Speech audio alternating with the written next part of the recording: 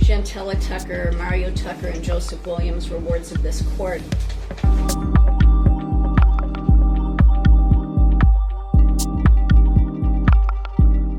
Ms. Williams was found responsible by the court for behavior that included child abuse, erratic and neglectful conduct. So placement with Ms. Tucker is denied, and we'll proceed with the hearing on the supplemental petition.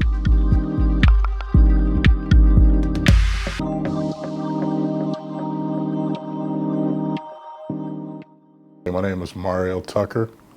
Speaking on behalf of my mother and my siblings, we were taken away from my mom and we were put in foster care. She was always a perfect tenant. She always paid on time. Debbie was not that type of tenant. She was an ideal tenant. In the past with my mother, she's an excellent mom. She's been there for us. She's been my biggest supporter growing up as I was a youth up until the point that I am now. And I give credit to her because I've been through a lot of different circumstances in my life. My mom's always been there for me.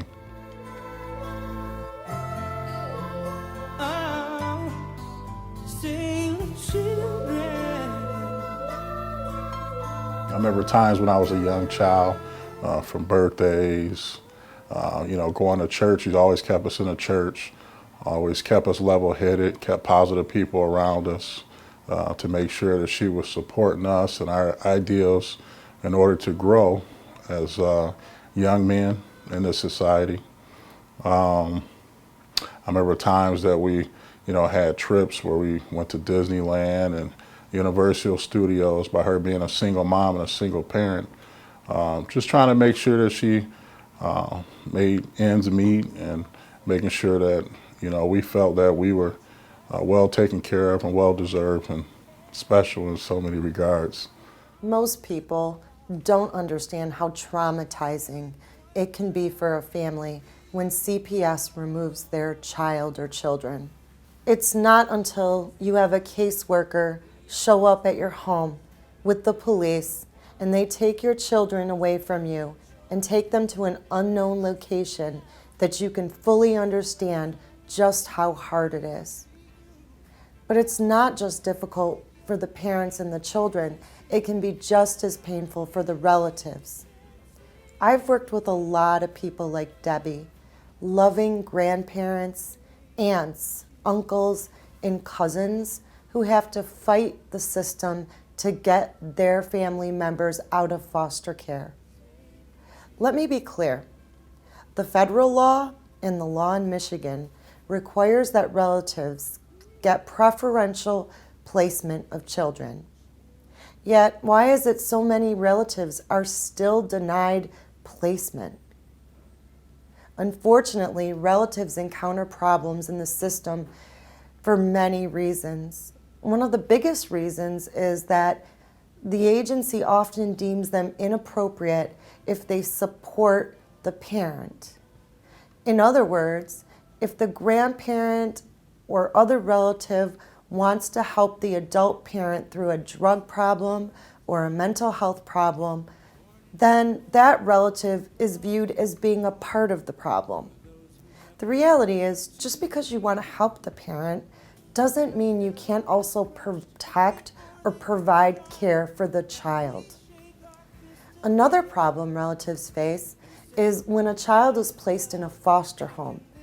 It puts the relatives in the position of having to compete with the foster parents for placement of their own relatives. It's heart-wrenching when children are removed from their parents. It becomes even more tragic when relatives are denied the chance to provide children safe, familiar, and comfortable home when their parents can't do so. All right, my name is Margie R. Braxton, and I retired in December of 2016 from the Wayne County Circuit Court, where I had presided for 24 years. Prior to that, I was an attorney for 9 years. Prior to that, I was a court reporter for 15 years.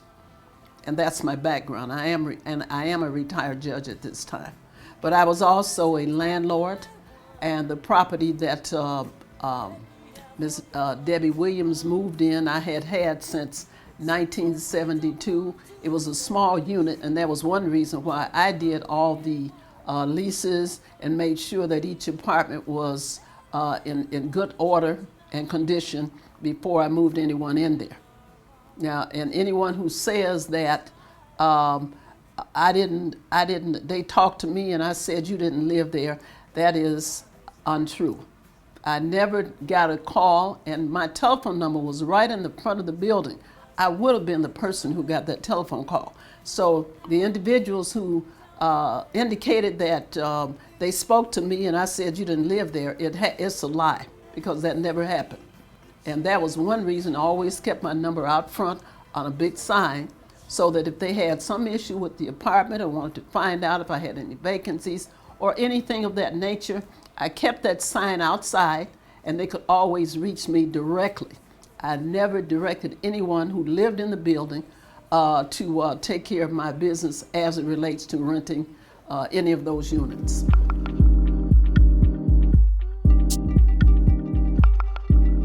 In 1965, they passed a law that allowed them to drug the kids. At that time, they went into the schools and told us, they came to my school and said that your parents can no longer spank you, and if they do, call the police. The file is 1264 NA. May I have your names, please? Good afternoon, Your Honor. Roger Farina on behalf of the maternal grandmother, Ms. Debbie Williams. Good afternoon, Sabrina. Debbie Williams, Shania's maternal grandmother. Thank you. Good. A week ago, the court ordered a home study on Ms. Williams if one had not already been done. As Ms. Richards testified, one was done in Malik Tucker's case. Ms. Snyder did another one for somewhat similar reasons. Both home studies, as I read them, were denied. Am I understanding correctly that the only reason why you have found the grandmother inappropriate was because of her inability to communicate with professionals? I wouldn't. It's not just her inability to communicate. I think her communication style is very aggressive. She refers to the children as being kidnapped. The removal. She has a lack of understanding of why the children were removed in the first place. When you conducted your home study, did you get an opportunity to actually review her residence? I didn't complete a home study. That was Schneider. You did for Malik. Oh, the Orchard Children's Services did that. Did they report to you anything regarding whether her home was suitable? I believe her home was suitable. The physical home. Correct. Yes. Yeah. So your understanding is that there were no issues regarding the actual placement in the home itself, more along the lines with the maternal grandmother and her overall interaction with the child's caregivers. Yes.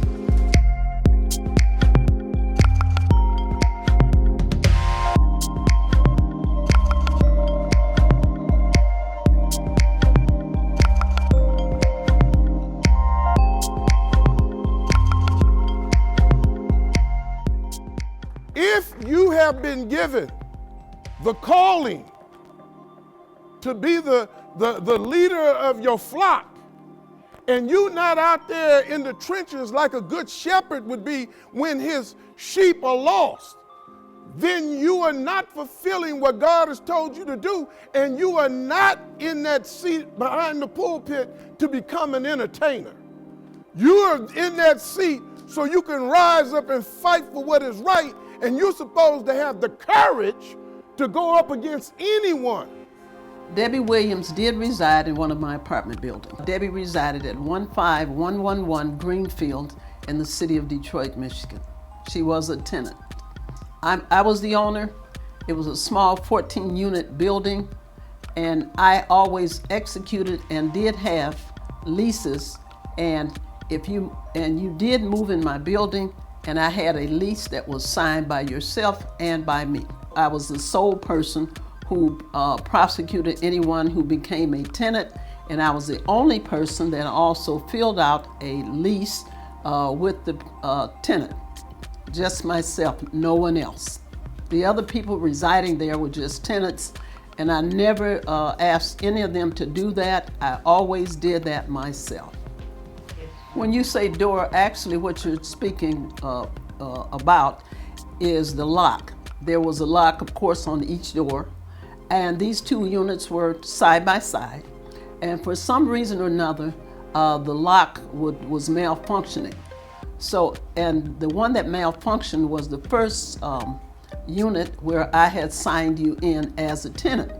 But because we had difficulty trying to make the lock operate the way it should, I had an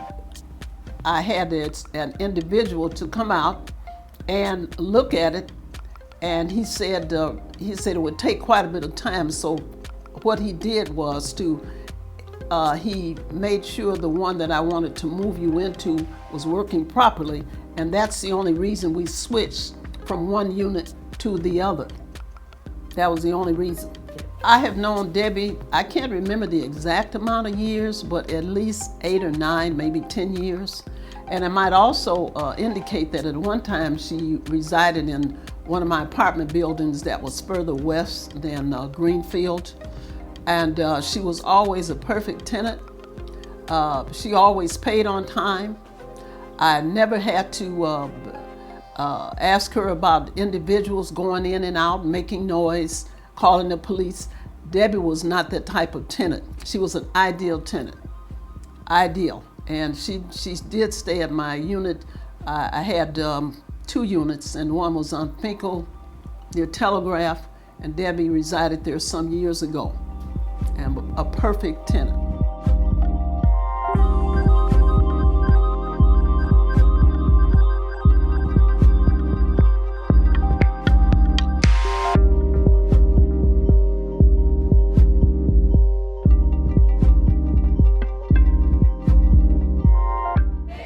Save the babies. Save the babies. Welcome. Thank you for being here. I appreciate it.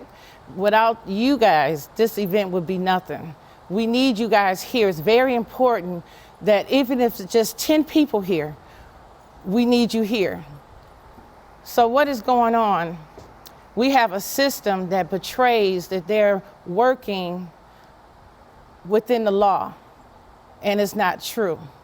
We do have, I want to say this first, we have a lot of social workers, attorneys, public defenders that's doing a great job. But then you got the others and social workers and supervisors that is working unethical, working under the color of law, working under the color of office. And they will portray and say things like, we need more foster parents. We need more foster parents. But then when parents and provide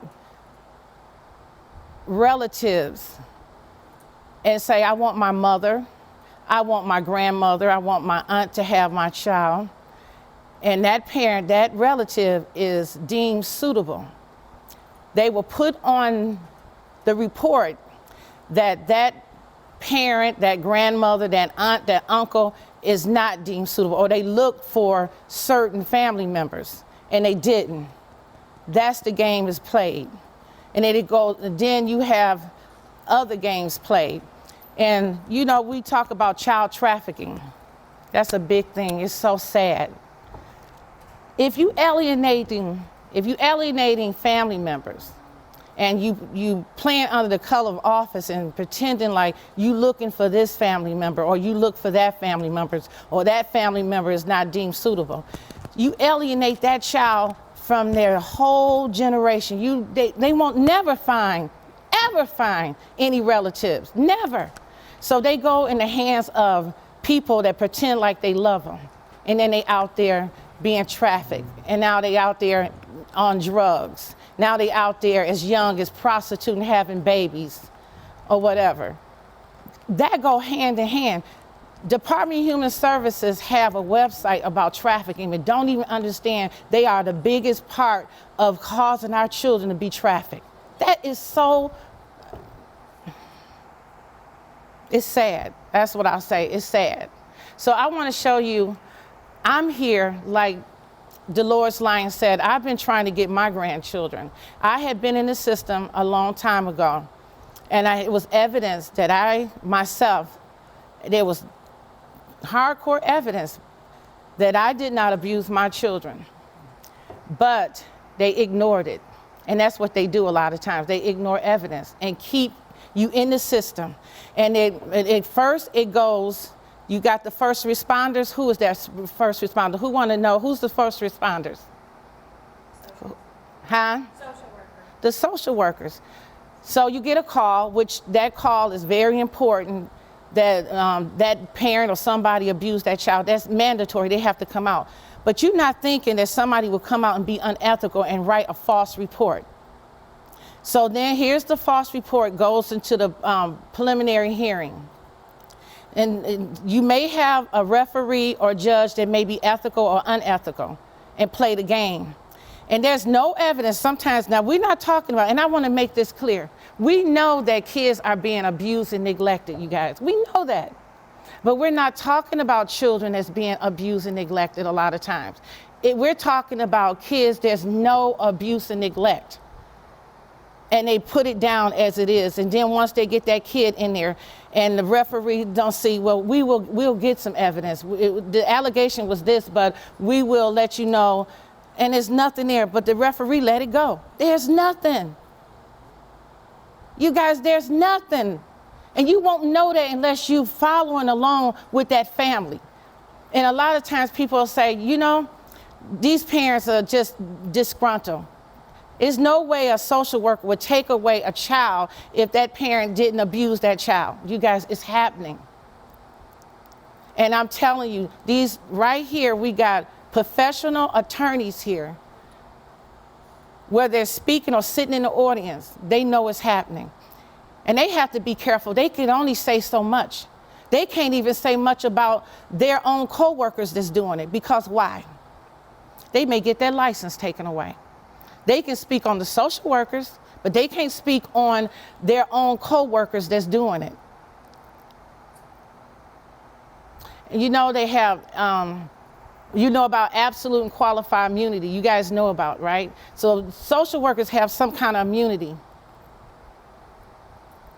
And we need to do something about it. We need to band together, and we need to do something about it to modify it. And I want to show you a short video of what happened to me when I was trying to get my grandchildren. And that's you all, I was in the system with my own kids, and my oldest son wanted to live with his dad, and his dad owed child support. And so his dad told him to lie so he could live with him, so he wouldn't have to pay the child support. It was evidence. Now, my kids supposed to have been beat with 2x4s, iron cores, and not starved to death. There was evidence that the kids went to the doctors, and the doctor said they had a bill of health. Nothing was wrong with them. But I still went through the system anyway, you all. Okay? And then you know what? And then they put me on the central registry for child abuse and neglect. Didn't even send me a letter and let me know. And so then when my daughter got in the system through her boyfriend or whatever, and I tried to step in, you okay? They used something that I was expunged. I got expunged from the central registry, and guess what the administrative judge called me? He called me honest. When my children was removed from me, they gave my children back to me. So why would you give, if I was abusive and I was this terrible grandmother or mother, why would you give my children back to me? That's what that one document was up there. And Molly Secor knew that I was expunged from the central registry. Information went to them. And I got stacks of books, papers showing that. This is stuff we're going through. This is a lot of stuff that we go through. Also, they said that I had acted irate or something at the U of M hospital. I called the hospital myself, and I went up there too. And I went up there to the University Hospital, and I said that I had lost my ID, and I wanted to know if somebody used my ID because to see if it was some kind of problem during the time my granddaughter was in the hospital. I gave my ID to the University Michigan police that they house inside the hospital. It's not security. So you come up here and say that I act a certain way in the hospital, but you have no evidence. They will not, the hospital will not give you evidence, a police report, if I acted like that. You guys, you have to look at these things. But yeah, unfortunately, I don't know what I can do for you. Oh, no, that's okay. I just probably have to see another way of getting the information. But you said June 2012, you do not see nothing in my name. No, I can't find anything to do with your name at all. So. Okay, well that's what she told me. She told me that there was nothing with my name on there at all, but about some phone call, two phone calls. I don't know what that would be, you know. Did you check? You checked under my name. You checked under Debbie Williams. Right. And it was June 2012. My daughter, she had a child in the neonatal area, and her name was Shania Michaela Jones Tucker. Yeah, I don't know. I've got nothing here. Okay, no, In response to Mr. Kincaid's allegations, there is no recording device. What he pointed to is a speaker for computer. Nothing is being recorded or taped. If he had taken an opportunity, to ask what the device is, we would have clarified. It's You not could a tape have recording clarified device. it for me too, but And thank you. all it would have taken, instead of creating a misunderstanding, is a simple question, a simple respect for this. I do not have a motion to intervene before the court. I have a motion that says that how the DHS has not followed statutory requirements for placement. I did not ask to intervene. You did previously. That was And in May. Yes. This is the motion. This motion today is not that issue. However, there is some housekeeping matters I'd like to address with the court. I just received Mr. Kincaid's response about maybe 20 minutes ago. I had another matter I was working on. I've not received it prior. There are documents attached that are incomplete, including some kind of assessment, a letter dated August 6, 2010, saying a tentative denial. However, it's citing a report dated Mr. August Farina? 9. You're taking up our time. Right. There was a motion to intervene, and the reason I raised that was because that might have given you standing to participate in this discussion. But since it was denied, you do not have standing to participate in this discussion. The reason your motion, or the motion you originally filed, is before the court for any consideration today is because Mr. Jones's counsel said that they endorsed that motion as their own motion. So I'm willing to hear from Mr. Hamden regarding the motion, but I'm not willing to hear from you or from Ms. Williams regarding the motion. Just for the record, my motion for the department to follow their guidelines, not a motion to intervene today, is being summarily denied. I was told I can have an opportunity to argue my motion today. It has been denied without giving me an opportunity to be heard, or Ms. Williams an opportunity to be heard. You're raising an issue of standing, which is not an issue that we've had a chance to respond to, because it's not an issue of standing. It actually, in reading a little bit of what he's presented, it's an issue of jurisdiction, and whether this court has jurisdiction. Now, if I would be afforded the same opportunity to respond to their response, instead of giving it today, I would respectfully ask the court to give me that opportunity. We did not raise an issue of standing. We cited the Michigan statutes. We are saying that the law has been broken and not followed, for the record, and that's why we're here today. We're complying with DHS. We're not saying take the custody away from DHS. We are saying DHS has broken the law, not followed the statutes. We've provided ample motion and ample brief in support of that, and a counter-argument has been brought up as to standing. We're not addressing that. That's not the issue from our perspective. If the court wants us to step out and not participate, we will gladly follow I'm what not the asking court you to does. step out of the courtroom, I'm just asking you to sit in the gallery with non-parties. I have no problem following what the court has. Do I have a chance to present my motion today? No, you do not. Mr. Hamden will. As a point of clarification, we are not referencing any motion from May. This is a separate motion, separate issues. You're just not following what I'm saying, so I'm going to let you go ahead, Mr. Freena, and have a seat in the gallery. And Ms. Sisson, was there anything other than your written response that you wanted to place in the record? Just as If a you point, would I will Mr. clearly. Freena, I sit will down follow. now. Just one more Sit clarification. down. Are you denying my Now. motion? Is that correct? No. Okay, thank you. Well, so when Ryan came to a family team meeting with me, they stated that my granddaughter, Shania, was born drug addicted, and she wasn't. And the only thing Ryan is here, right here, come here, Ryan, for a minute. He heard them in the team meeting saying that my granddaughter was born drug addicted, and she was not. And he spoke up, he said, but she said. Yeah, there's some contradictions here with obviously things were working against you in this situation here. But we still trying to make, long story short, the fight is still on, and I know her for, like I say, about 20 years, and she's a honest person, a dedicated person, and just kind of got mixed up in the system here. And we're still working on it. We're going to resolve it, and you just got to keep the faith and keep moving on. We're going to talk about the system, so we're going to try and move this along. And I want to bring first Reverend Frederick D. Shaw Jr. He is a former Los Angeles County Sheriff Deputy and also part of Citizens Commission of Human Rights International. And he wants to expose the psychotropic drugs used in the foster care system. Present to you all the way from Los Angeles, okay? Reverend Frederick D. Shaw. Thank you, giving honor to God.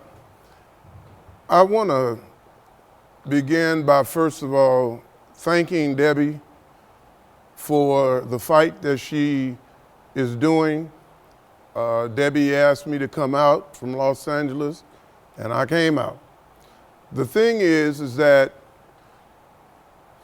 I don't know what they initially said that was supposed to be the problem in the home, but let's say that there was a problem. At some point, when the person has done all that they have commanded them to do, when they have gone above and beyond what is supposed to happen and taken care of all the business, and then people can sit there and say, she didn't communicate properly. You taking people's children and grandchildren and you act like you don't understand the culture, because the one thing in our culture is when you start messing with people's children, they get excited and they get uncooperative.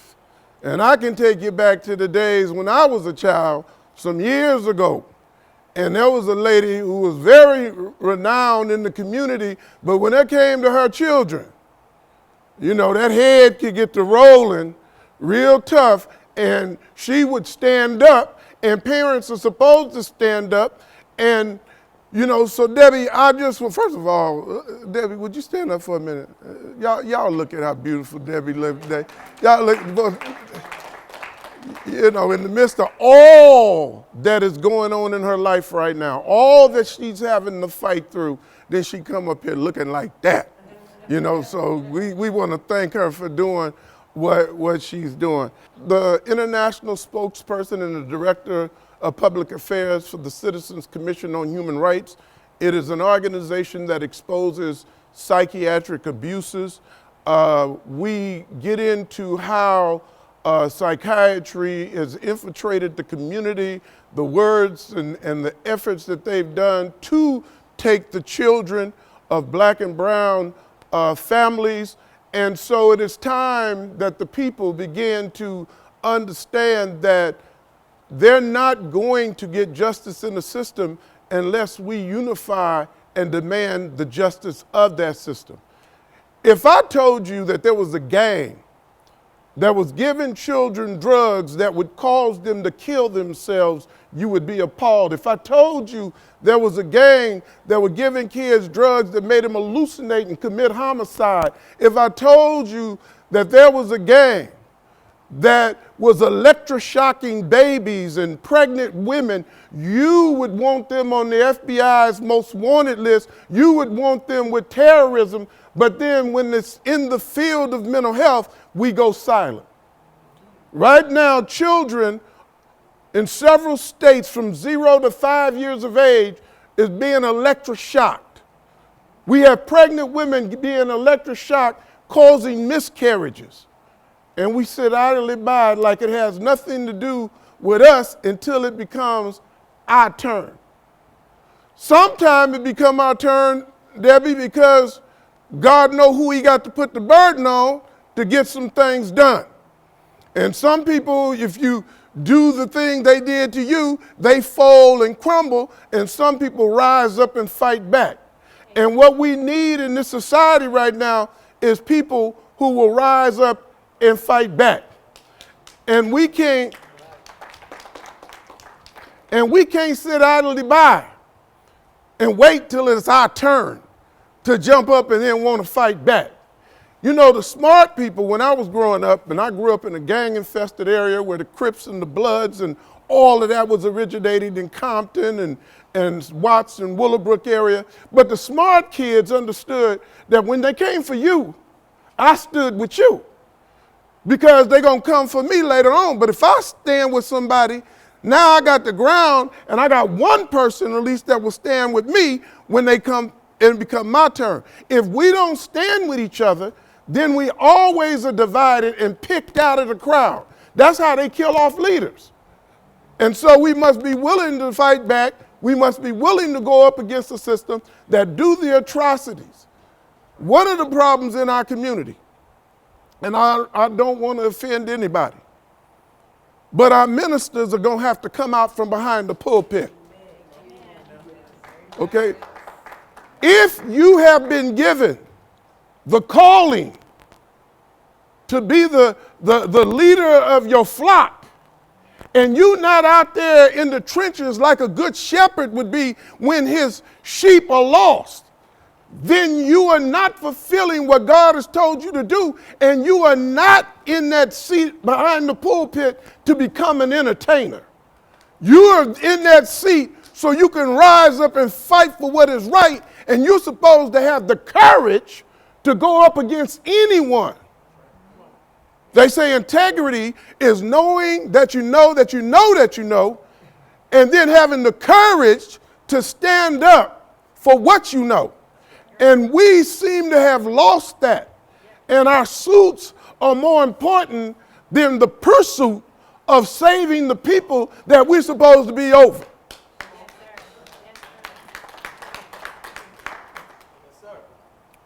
I have a booklet here that shows, this is Debbie copy, so don't ask for it. But if you want a copy, we can work on that. But I'm not, when you see this is a very expensive book, and so I don't give it to just anybody for, restroom reading. This is for people who are out here in the trenches trying to make a difference, trying to do something and do the call. Now, let me say this. They don't tell you that the drug Ritalin is basically the same drug as cocaine. They don't tell you that the drug Adderall is basically the same as meth. Ritalin and Adderall are the two most prescribed drugs for ADHD, but they're basically cocaine and meth, and we're giving it to the children. Now we're legalizing marijuana. I don't know your position. I don't take marijuana money. That's that 30 pieces of silver. But if they're giving kids Ritalin is cocaine, Adderall is meth, legalizing marijuana, funding the poppy fields in Afghanistan, what happened to the war on drugs? Well, I'll tell you what happened. The war on drugs became a war on you. Because money now, drugs now is big business. It's a lot of money. The pharmaceuticals have become as big nearly as the oil companies. They're moving that much drugs into the community. Now, if these drugs can cause, in fact, first let's do this. Don't even believe me. Believe the commercials. The commercials tell you that the drugs can cause suicidal thoughts and homicidal thoughts and suicidal actions. The commercial says that. The thing that's advertising it is saying these are the effects of these drugs. And don't let them get you twisted up in the game. Oh, that's the side effect. No, that is the effect. We call it side effects because that's not the intended effect, but that's what drugs do what drugs do. And so we have to understand that. And so we can't keep going along with the same old program, giving our kids these type of drugs. Let me show you something. A trap wouldn't be a trap if you could see it coming. Now, a mother puts her 2-year-old on a psychotropic drug. She notices that the child is not doing well. So the mother, over time, takes the child off the drugs. But she doesn't know her 2-year-old, who might be 3 then, has become addicted to the drug. So when you withdraw the drug, the child can't do like me and you, go break in somebody's house and get the money so we can buy some more drug. The child just goes agitated and fidgety and screams and cries, and the mother says, oh my God, I got to give her the medication. The moment she gives her the medication and the child seems to calm down, now the mother is convinced that the child needs the medication. She has no clue that her child is already addicted to these drugs. And some of these drugs can addict you very fast. So we have to know that this is the type of thing that's going on. We have to unify as parents, as clergy. And, you know, they want to talk about making America great again. Well, give it back to the parents. Let the parents be in charge of their children.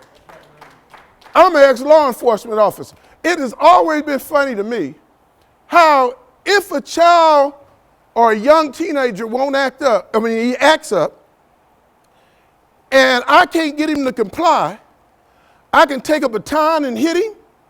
I can take a taser and electroshock him. If it's really bad, or it should be if it's really bad, I can take a gun and shoot him to enforce the law.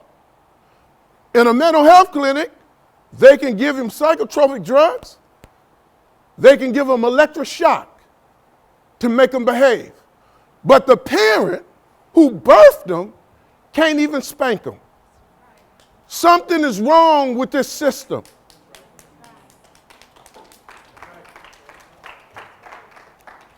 One of the tragedies in the community is you have an event like this, and there's 30 people here, when this thing should be overflowing, because if I was Jay-Z, you couldn't get in here. You know, if I was Will Smith, you couldn't get in here. You know, some of you older people, if I was Denzel, we couldn't get in here.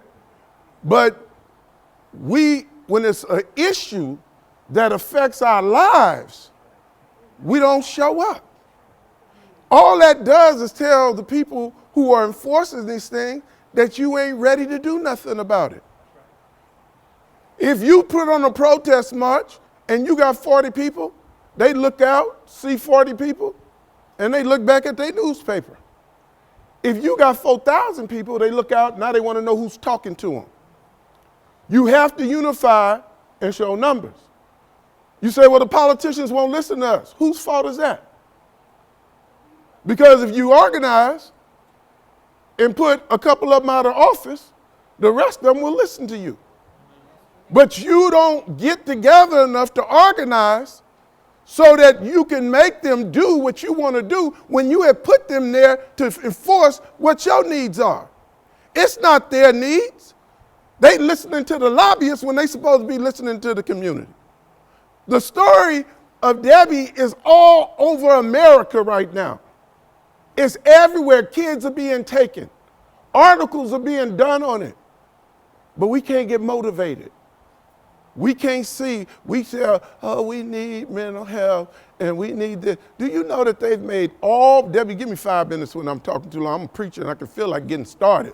Usually I clear my throat in this time, you know. But it's like, let's take, for example, let me back up a little bit. Let's take a drug like Chantix. Chantix is help you stop smoking. But if you've ever listened to the side effects of Chantix, you wonder what's going on here. Can cause suicidal thoughts and actions. And actions. Now, why am I stop smoking? So that I don't catch cancer 30 years from now.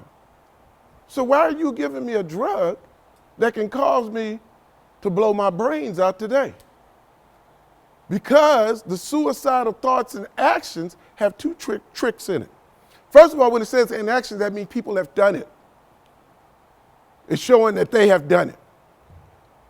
The thoughts, when they say, if you get suicidal thoughts, call your physician. Like if you gonna have a chance to. Some people don't make it to the phone. They kill themselves before they can reach out for help. And we're doing all of this in the name of health. The system that are taking these kids, let's take Department of Children and Family Services. Do you know something like 80 or 85% of the people in the sex trafficking for this country came through that services? It's nearly the same thing in the prison. These things have not worked because government has no business being in parenting. You're supposed to take her, make her go through all type of certification, make sure she see training videos on how you handle children, techniques on dealing with children that are a little bit disruptive, all of this, and then give you your child back. If you do something horrendous like burn your child with cigarettes and all that, then everybody understand that. But the percentage of people who go through that is very small. But we use that to take everybody's child. We use that to drug everybody. Now, let me tell you how this affects you so you know you should get busy. In California right now, they're trying to draft up legislation that would allow them to drug all the homeless. They saying if you're homeless, you are mentally ill. They're trying to drug all the homeless. In the prison system, they're telling them if you will declare that you are mentally ill and take these drugs, then you can get a lighter sentence and get released. They're setting this all up. They don't tell you that once you are on these drugs, a certain percentage of people, if you go to the street and can't get the drug, face having a psychotic break. So when the person on those drugs, because in this book it will tell you that 90% of your school shooters and your mass shooters are on psychotropic drugs. Now we running around here, we always late. The opioid crisis is so big now. It's so important. I submit that these drugs are far more deadlier because the opioid crisis don't usually get you to kill somebody else. But these drugs do. The idea of electroshocking is ridiculous, but let me tell you something. I mentioned it about how the parents can't spank their kids. Tell you two stories. One, when I was a young man, 17 years old, I was a heck of a basketball player. I was on the best team in the state of California, or at least one of two. We were ranked number 7 in the nation. And one night from a win, me and the guy who became my brother-in-law later, we racing home. And we racing, and at that time the Crips is doing a shoot and the police see us racing, they think we fleeing the scene, they stop us. I was always a big mouth. I guess that's why I'm a preacher. So they took us to jail because of my mouth. We got David Greenwood who played in the NBA and all these people, and you got this little short police officer standing on a bench searching David Greenwood, and we clownsters. We just cracking jokes and we ain't worrying about the whole thing. And finally a lieutenant walks in and he said, "You see those Crips back there?" We said, "Yeah." He said, "If you don't shut up, we're gonna put you back there with the Crips." I said, "If you put us back there and we win, will you let us go without calling our parents?" See, he immediately called my parents because he said anybody that was most scared of their parents than the Crips, you know, had a good household at that time. That's what they thought. Now, they don't look at that. My mother and father had the solution to mental illness. So most of y'all too young to know what that solution is. See, the young people today, y'all get time out. Back in my day, we got knocked out. That was the way it is. I think I learned a little bit of math because on the way to that tree, you had to know geometry because you had to get a switch that was big enough for her and small enough you thought you could survive. I think I became a preacher because on the way back from that tree, I learned to be so sorrowful. When I got back to my mother, I was in full repentance. And you was waiting to hear them words, boy, you better get out my face. That means you has escaped again. But in those days, we didn't have attention deficit disorder and all that stuff like we got going on right now. You don't pay attention, you're going to get in trouble. And that all came because in 1965, they passed a law that allowed them to drug the kids. At that time, they went into the schools and told us, they came to my school and said that your parents can no longer spank you, and if they do, call the police. They literally told kids to call the police. My sister decided not to come home that day.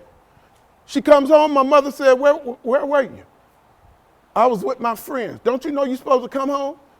My teacher said, you can't spank me. Well, that didn't work then. All right? So she snuck and called the police. Now, this was all new then, and the police really didn't know how to handle it. So my mother gave her the same treatment again once the police got there. And they thought, oh, this is a well-adjusted home, and they left. But the thing was, is it pitted the children against the parents, and most of us that were in the African-American community, because we'd already been through so much, you were afraid to let the system take your children. So you backed off and gave way more leeway than your parents gave you. But mental health knew at the time that if you could not check your child as he grew up, that at some point when you could not handle him, you would have to turn him over to mental health or he would go in the criminal justice system. If you could see a trap coming, it wouldn't be a trap. Having the system take my son from me when I was trying to protect him from a drug-abusing mother. And they tried to say that I needed to take a psychiatric evaluation as a contingency, as a basis for getting my son back, when in fact, I never did anything to him to begin with. So needless to say, I told them what they could do with their psychiatric evaluation. I never took it. I refused to take it. That's right. And knock on wood, the Lord prevailed, and I won that case, and I got my son back. But now my son has continued to be drugged. But I want to ask you. He's continuing to be drugged? He's continuing to be drugged. My son just tested positive for cocaine and marijuana for the 6th time. And the same court that authorized a petition to remove my son from me on the basis of hearsay now says that my son is under no imminent danger or harm being exposed to cocaine or marijuana. Wow. The same judge, the same court.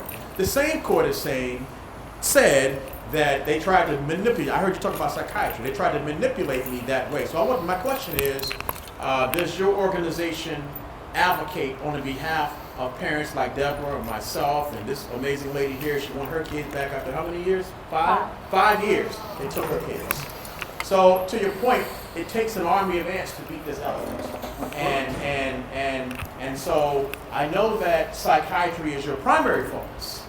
But I'm wondering, is your organization able to help, at least if nothing else, give a voice to parents who are fighting? Because I'm like yourself. I will stand up and fight. And even though I won my case, I feel like to whom much is given, much is required.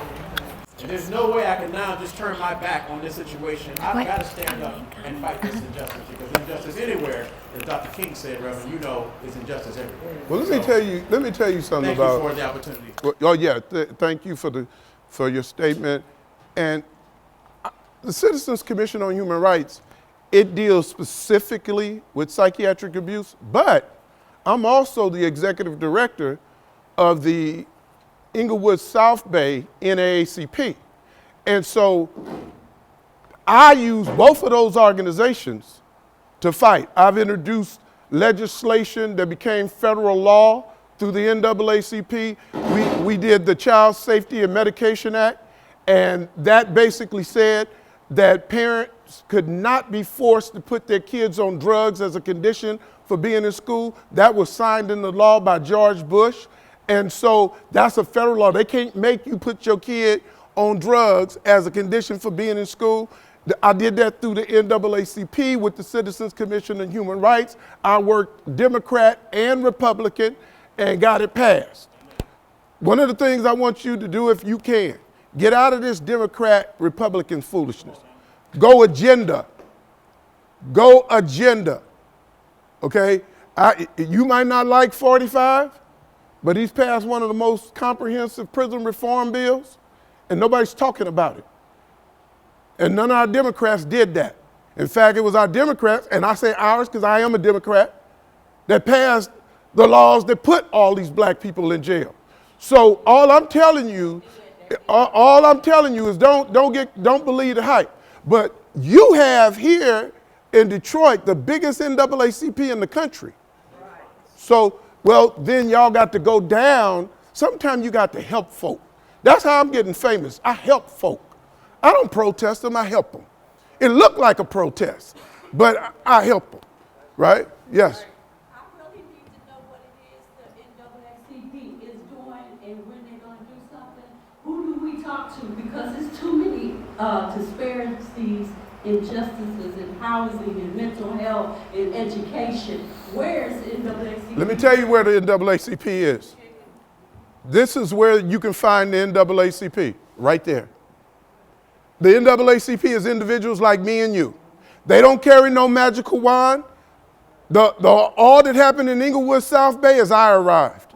And I had an agenda and I had what I wanted in my mind and I started leading the fight. And because I was doing something, I started moving up. I came in as a member. They had all of their slate. By the time we went to our first conference, the president said, "Oh, you are third vice." I didn't even know that. Then I became the second vice. Then they asked me to be the president, and I told them, no, I'll run it. I want somebody else as the president. Because my buddy that's the president is getting ready to run for elected official. So I want to get his image out there because I know it's hard. But there is, one of the things that I'm trying to get black folk to understand is that there is no they. It is us. And the responsibility of our people comes in our hands. This ain't to exclude our white brothers and sisters, and I want to make that clear because we would have never got through the Underground Railroad if it wasn't for white people. We would have never got the civil rights movement passed as fast as it did without James Gardner and Charleston Heston and Martin. So this ain't necessarily a race issue, but people of privilege, and if it was black in reverse, it would be the same thing the other way. People of privilege take advantage of the privilege. So what we have to do is take responsibility for ourselves and create our own thing. Now, it ain't their fault if we can't get together. Okay? So. Good evening. My name is Diane McMillan. I'm responding to the question about NAACP, the Detroit branch. It is the largest branch and strongest branch. I'm very active in that branch, and being the vice chair of our policy committee. And what are we doing? Come and be part. It's you that will make the NASW. So my sister here, I know she's going to come and be part of it. We're having a meeting this Thursday at the Detroit branch on 2nd Avenue. So come there and be a part of it. Happy to grow. We're having a convention here in July. Be a part of it. Every one of you get with her and show up at that meeting and voice what your concerns is. Even if they won't do something for you, just because you united to do that, well, you already started your own group. So, you know, it's a lot of it is how we perceive. When I started this, everybody laughed. You going up against mental health? Are you crazy? Do you know how much money they got? Do you know what they'll do? Like, I care. I read a book that said that David can beat Goliath. So therefore, if I'm supposed to be appointed and anointed by God, then I'm supposed to believe that me and God can handle things. So I don't go at it half-stepping and waiting for their goodwill. I go at it, and before I leave, because I always got to do this. If you have anybody in mental health that want to challenge me on this issue, if you have some psychiatrist some deep believer in all of this shock therapy, and then you set up a meeting where we can do a debate. I got 3 rules: 50 people or more in the audience, on radio or television. I ain't going back and forth with them, I already know. But if they want to take me on, they better know that I've debated psychiatrists from Morehouse University to UC Irvine, Harvard professor, and I got the same record as Mayweather. So I'm just telling you right now. But I put this out, and I never get taken out, and they won't take me up on it. They will not debate me on it, because you ain't seen me show out yet. I got so much data, it take me 2 days to do this thing. Hello, my name is Paula Smith, and I'm a retired child care provider. I work for Head Start for 25 plus years, and I have to piggyback off of what you said. My mother was a single parent. She was a military parent. She didn't go into the military, but she had those military rules. And I can appreciate that because I instilled that in my children. So we need to bring the village back. We don't have a village. That's why the children are like they are now. And even dealing with Head Start children and parents, the parents just drop their kids off like it's a daycare. They're not concerned about the education or their input in the program. So we need that. And I know it's a different generation, but we still need that village.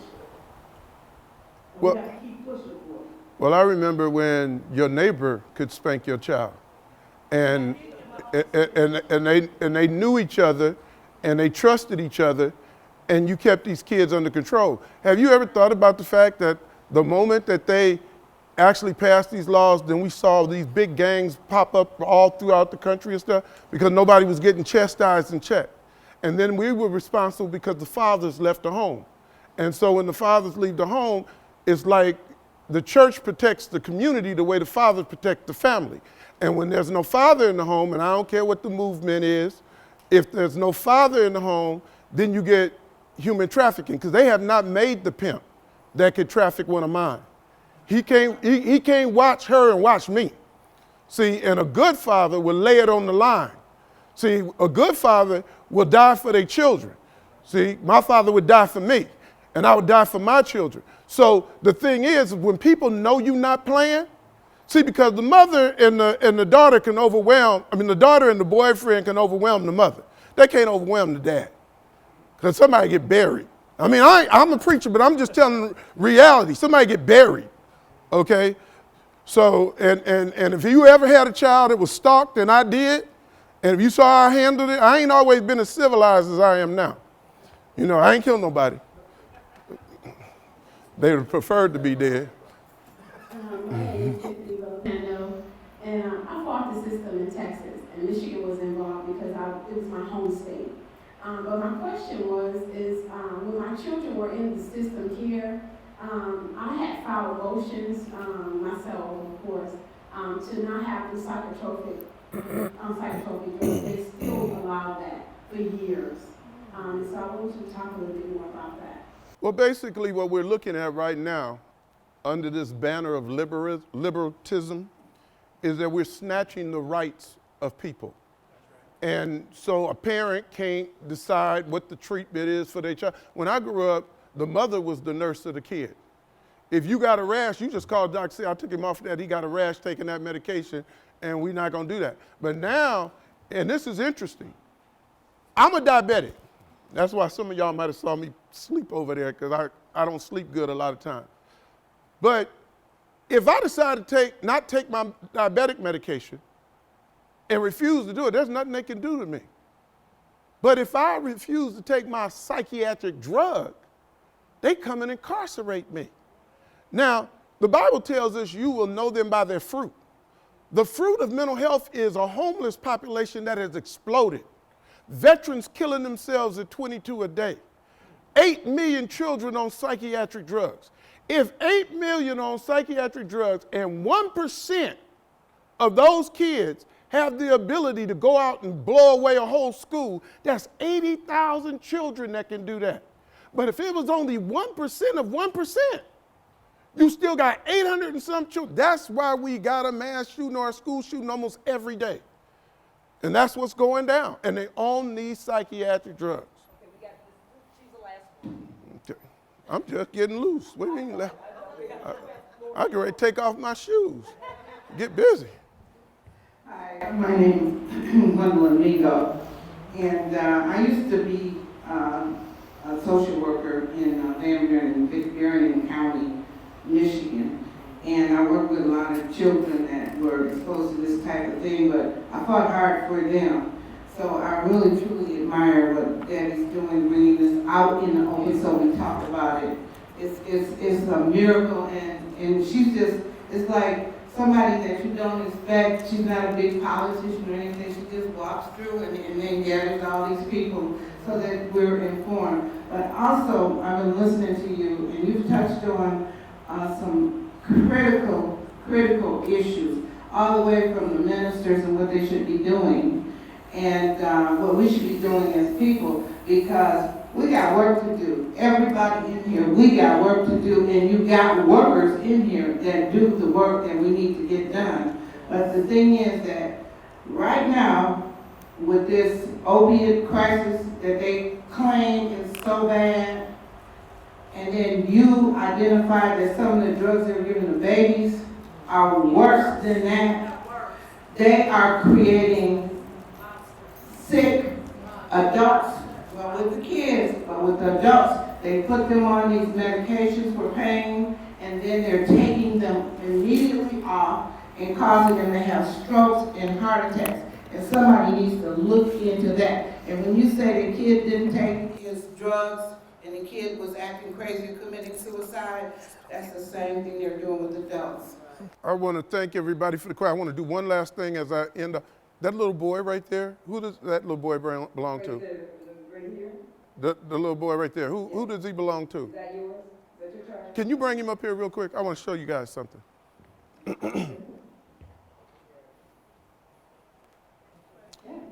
Now, if you, and I would just end on this, because one of the fights we have is the banned electric shock. And if you stuck your finger in a light socket, that's 110 volts. Now, what reason would you take somebody like this and put 400 volts through their brain? How old are you? 7 years old. Now imagine from 0 to 5, little children, even younger than him, being electric shock. That when she was pregnant with him, they could electric shock her and cause him to be miscarried or aborted. This is not something to come to hear. He gave a great message. That crap means nothing to me. It is only what we do. It is only the action you are willing to take. Faith without works is dead. And that's where you leave faith that don't have works backing it up. That's how they kill faith, because you didn't do anything to protect these children. And this is our future. And so I just wanted to thank you, young man, for, what's your name? Caleb. All right. Caleb? Like in the Bible? Boy, no wonder I called you up here. All right. Okay, thank you.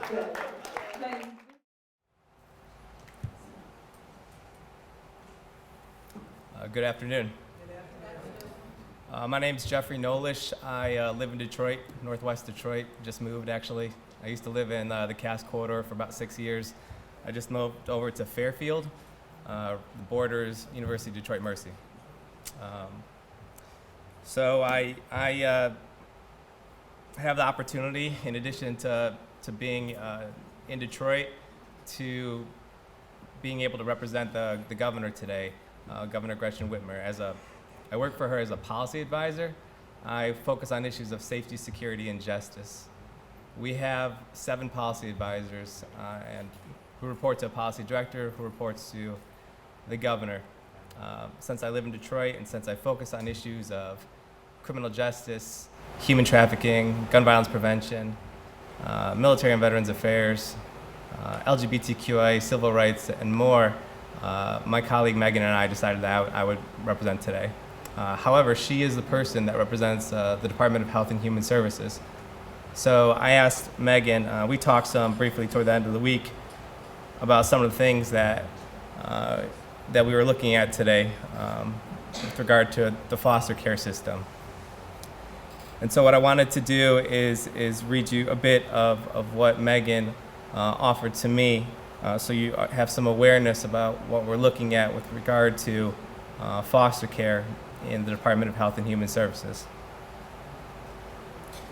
So a big issue that we examine is keeping families together whenever possible, helping moms and dads and parents and guardians get the help they need to be able to keep kids.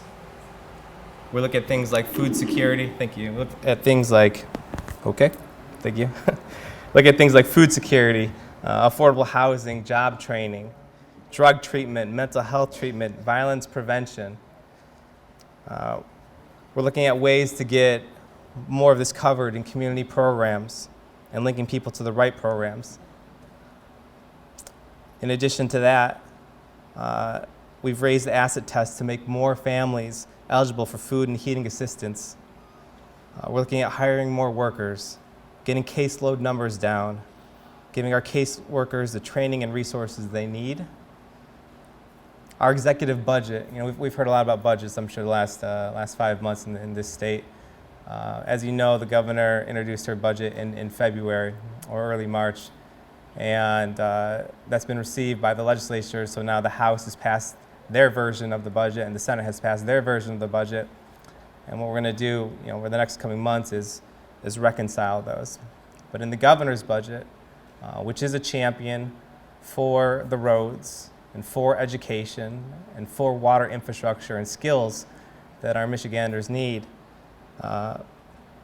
we have nearly $9 million for child welfare enhancements, including supportive visitation between foster children and their parents, to promote family reunification, and funds for the Building Community Partnerships Parent Mentoring Program. We're looking to expand Foster Future scholarships. We're looking to expand free books, tuition, and board for college.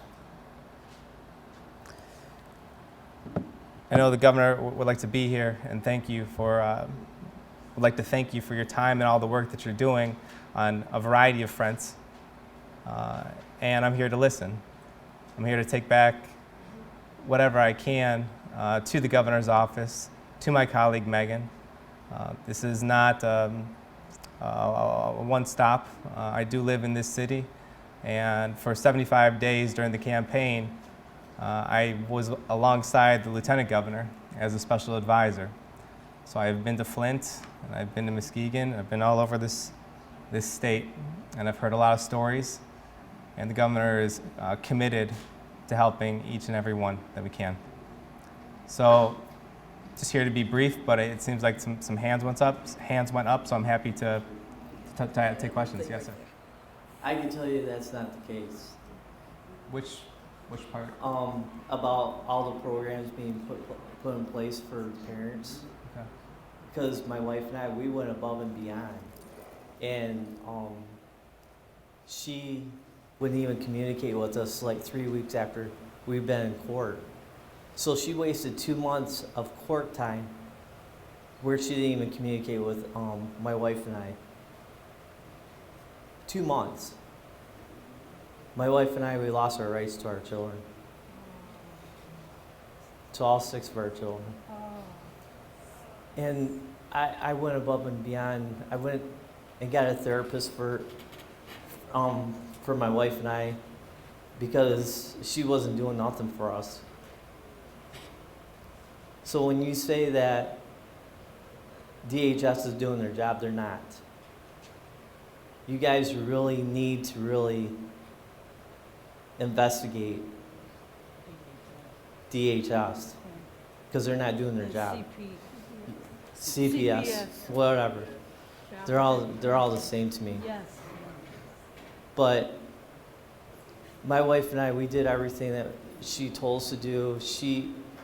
We got a therapist, and she told us that she wasn't qualified for our situation, and she's been in charge of Colonial Woods Christian Counseling. She's been a therapist for over 30 years, and that therapist wasn't good enough for her. So what I can do is I brought a stack of cards in my pocket, so I'd like to give you a card and then give you my colleague's email address so you can connect with her and we can follow up. I've actually sent you guys video from St. Clair County. We're from Career Initiative. We sent a video to Governor. Oh, you're still talking? Okay. A website to let her know what's going on in St. Clair County. There's a lot of corruption going on. Okay, so I can definitely touch base with our constituent services and see if we can locate that and see what's happened with that. It may have gone straight to the department. It's good seeing you again. We ran together in the race for state representative recently. And we ran because we believed in people and we wanted to help people. And I think this is an opportunity now that you can take his story back, Deb's story back, because I'm a licensed social worker. I've been a licensed social worker for over 50 years. And the stories and the points that we're hearing this evening, our governor needs to be really serious about it because she ran in terms of helping families. And we're hearing these crashes in the family. And our DHHS system does need to be broken. As I listen to the policies, and you know I read policies, and the preacher talked about organizing. We got to organize people. We got to organize and organize. Deborah's learning, and this is what we need to take to land. Ain't that right, Linda? We need to do this. Thank you very much. Okay, so next. The other question I have while I'm running to him is that, okay, so you hear what these people are saying. Are you writing it down, number one? And number two, what do you think the possibilities are that, how can you take all this to the governor and say, hey, this is the issue? Sure. So I can address that question.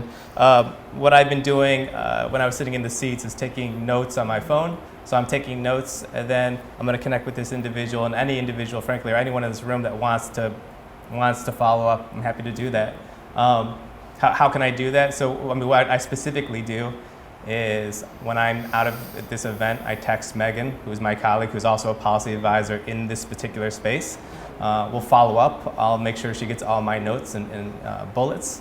And then as she goes and talks with the Department of Health and Human Services, we'll see what has been addressed, what hasn't been addressed. We will follow up with the folks that want to be followed up with, and we'll talk to our director, who talks directly to the chief of staff, other senior staff, and the governor.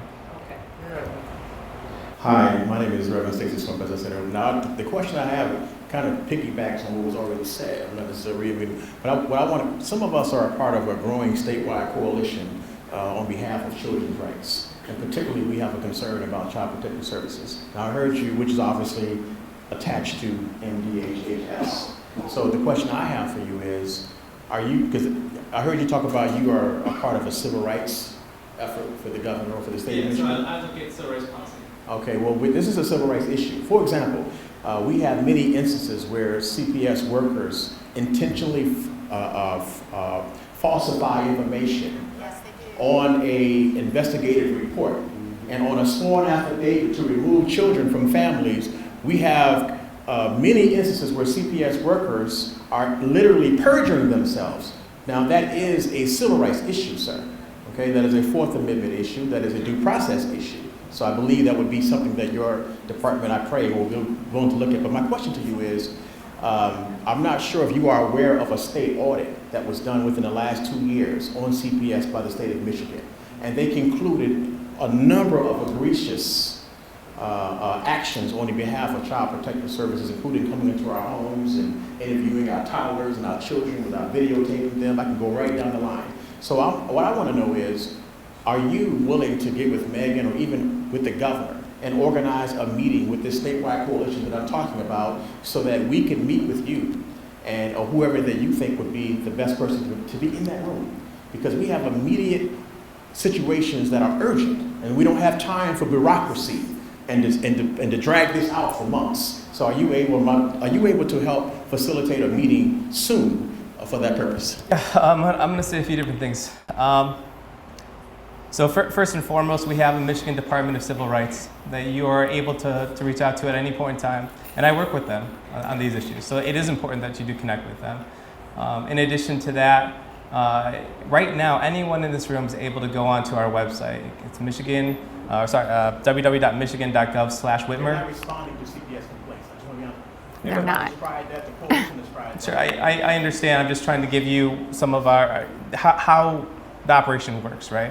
Anyone is able to go onto our website and submit a form requesting to meet with the governor, requesting the governor to speak with individuals. That goes directly to our scheduling department. It's just a matter of how do you expedite the process directly in an organized fashion, and that's why we have that set up. So you're able to do that right now. You can go onto your phone and start that process. But can you help expedite getting past the bureaucracy? Because you understand. So I understand what you're saying, and when I worked on the campaign, I often had people come to me directly and say, can we, and then what I end up doing is filling out the form that you're also able to fill out. Then it goes to the scheduling department. So it really is a process that we use, and I'm able to take that back to Megan and to our scheduling team. It helps when something's in the queue, though, that they can point to and say, oh, I see this in the queue. Okay, we can figure this out. We can talk to all the parties involved.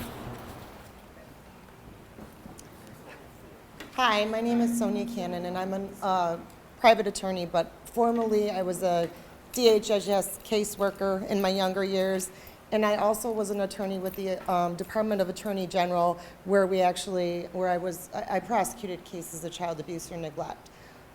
First of all, I want to say thank you to you for coming.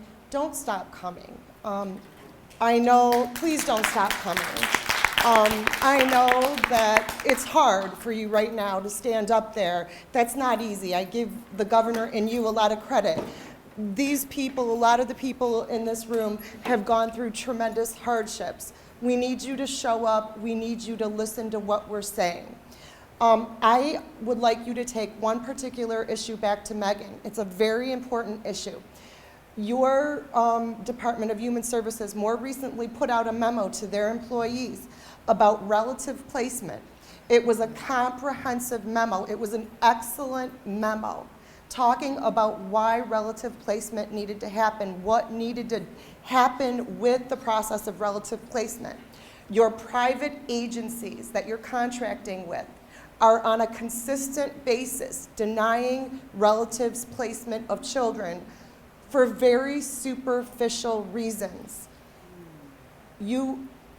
I guess what I'm saying, I think Megan needs to look at the policy, and the policy needs to address that particular issue. And in other words, your policy needs to address the denial of relatives on a frivolous reason. For Debbie to get denied because she didn't communicate well with the worker is not a reason for her grandchildren not to grow up with their family, okay? So, and the other thing that I want you to take a look at with your private agencies is the incentives that they're getting to have strangers adopt children, okay? And again, thank you for coming. I'm going to give you my information. I am in the trenches. If you ever just want some practical feedback off the record of how things work and why I think they work that way, I'm not going to scream and yell at you. I'm going to thank you for showing up, and I'm going to thank you for calling me. Regularly, and I'm an attorney who's come all the way from Tennessee to be here today because I met Debbie probably about 2.5 years ago because she came all the way to Washington, D.C., where a handful of people from the heartland of America came forward to come together and march in Washington, D.C. I'm going to tell you exactly what you need to do. I've been lobbying, I've been working, I know more numbers. Reverend Shaw and I here today, if he's going to take 2 days, I could take 2 more. We could start talking. We could give you facts. We could give you statistics from all over this country. Here's what you need to do. You need, number one, a person in the governor's office, a person designated to deal with this. I don't care what their name is, Joe Blow, okay? Number one. Number two, I heard you ran for office, so you know what a palm card is, right? You need a palm card that says, here are your rights as a parent if you become involved with Child Protective Services. You have the right to truthful statements. You have a right to present evidence. You have a right, blah, blah, blah, blah, blah. And this lady right here, Sonia, can tell you exactly what needs to be on it. At the bottom of that palm card needs to be the name and the phone number of that person in the governor's office who will take their call if anything in that checkbox is checked. If there's a false statement, if they're refusing a relative placement, somebody needs to take that call. That's number 2.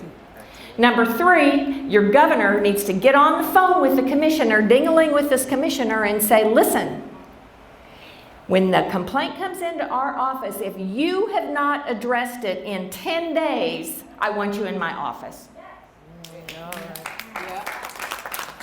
1, 2, 3, okay?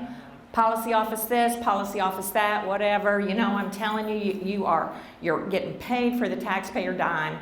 It is my tax dollars, it's her tax dollars. You are our employees. These people at CPS are work for us, okay? Nobody has said that yet today. You work for us. Those are the 3 things you need to do. And thank you for being here as well. We do have, the governor created the position of children's ombudsman earlier this year. So we do have a person. I have to figure out a way to connect them if you're interested. No. No, they don't work. Okay. They don't work. Wait, this is a new position that really just started this year under this administration. Hello, my name is Cheryl Regabuto. I'm from Cleveland, Ohio, and I do not have a CPS issue, but I think this covers the whole spectrum with the governor.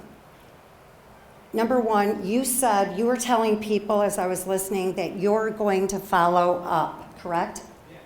So, are you going to contact them with the follow-up, or do they need to contact you? Because when they try and contact you and then they can't get through, so the follow-up, like, we need to know how you're actually going to follow up or how they should follow up with you. Sure.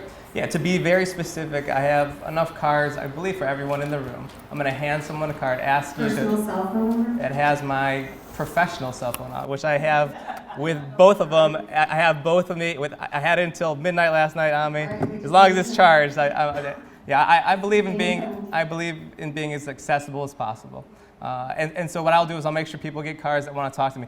But I want to make sure I'm connecting the dots rightly so, right? There might be people specifically in DHS that people need to connect to.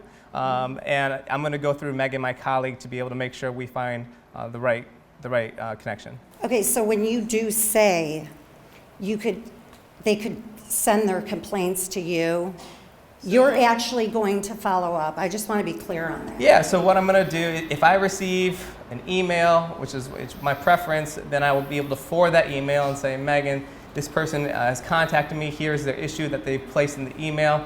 I committed to following up. I wanted to make sure you got this complaint. So Megan's the follow-up? Megan is the policy advisor for the Department of Health and Human Services. If this goes in toward criminal justice, then that's me.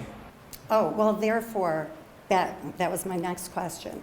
So when it does turn into a criminal justice thing, which I'm sure many people in Michigan have, they should direct their information and questions to you, direct, with your direct email, because I do want your card so I could put it on Facebook to all my friends in Michigan. Yes, it is my job, but I want to be also clear. My job is on the basis of creating policy, reviewing policy, recommending policy, doing strategy, fielding all the bills, the hundreds of bills that are coming from the Senate and the House. So it is my job to see all the connections through. What about complaints, though? Complaints will primarily go toward our constituent services. You're able to go online right now. You just said you, though. I understand that. I will take the complaints, but they primarily, if you're calling, you see something, and you want to contact the governor's office, you can go through constituent services. Because I am here in front and with this whole group, I'm happy to take this on. That's why I'm here. Coming up next is Connie Reguli, and she is a mother, a grandmother, an attorney, a business owner, and an advocate for change. Her law career started as a prosecutor of domestic violence and child abuse. In this capacity, she learned the tragic consequences of physical and emotional abuse in the intimate sphere of family relationships. For every 20 years that she had in private practice defending the rights of parenting, families, and children against the intrusive interference of government entities, her published case of Andrew versus Hickman County has been quoted many times as the Sixth Circuit's certification of the Fourth Amendment does apply to social workers. She had the first case in Tennessee representing children against parents in a suit for damages after years of abuse.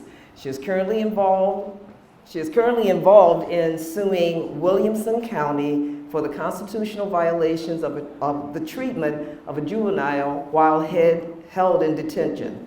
Her advocacy for change pushed her to build a social media network of families, professionals, and lawmakers as a centralized place for the posting of ongoing activities in the child welfare arena. The Family Forward Project on Facebook has over 11,000 members, and it provides a forum for the posting of news stories, legislative announcements, personal stories, and legal training. With this central point of information, it is easy to see that this issue is a major public concern. She knows that the history of legislative involvement since the Mondale Act in 1974, the federal funding scheme has incentivized the rehoming of children in America. This practice is taken on for the best interest of the children, quote unquote, is a general genocide and must be stopped.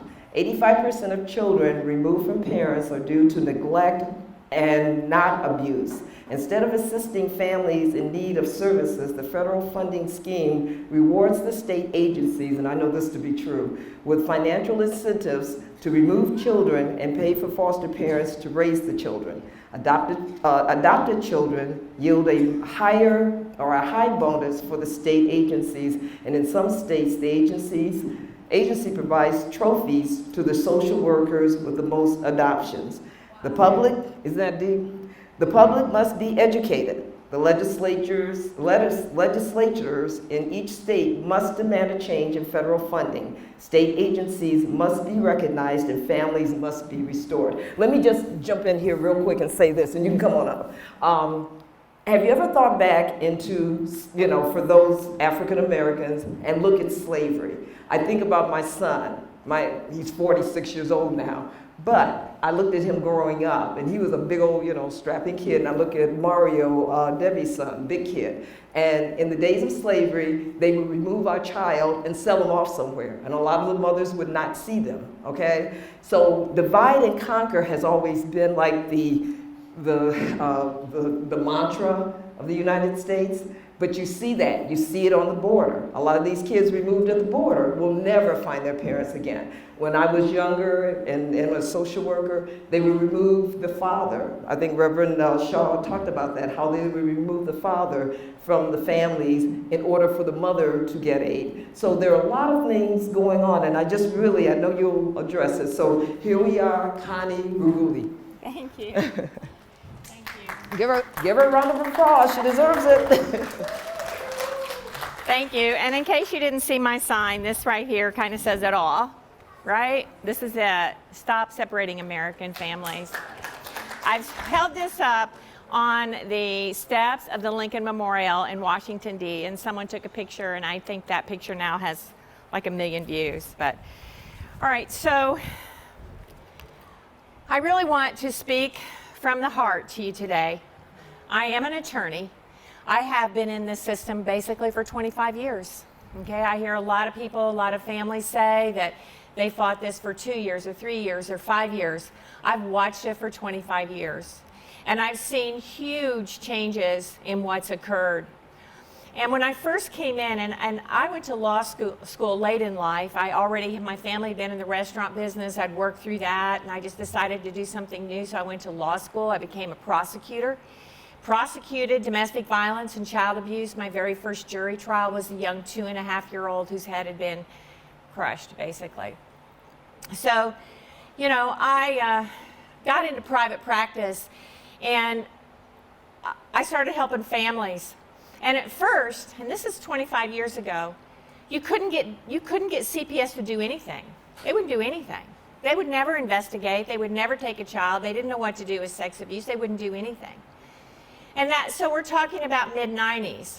And then I didn't know it at the time, but in 1997, the Clintons helped push through the Adoption and Safe Families Act, ASFA it's called. And what ASFA did is ASFA created an incentive on the head of every child to put that child into the homes of strangers and adopt them out, erasing the child's entire identity, their entire past, generational genocide. And I'm going to be honest with you, when I first saw that come up, I thought it was a pretty good idea, and let me tell you why. Because Tennessee, along with several other states, were under consent decrees from federal lawsuits, federal class action lawsuits that had been filed because children had literally been lost in the foster care system for years. They didn't even know how many children were in foster care. This is, of course, before electronics, before computers. They probably had them on a Rolodex. They didn't know where the children were. And so they were under these consent decrees, and children were lost in the system, and then they incentivized adoption. Sounded like a good idea. I've gone back, I've looked at the legislative history, I've looked at the arguments that were made in Congress when this occurred, and there were a few people who said, you know, this may not work out so well. And then I started noticing changes over the next 10 years from 1997 to 2007.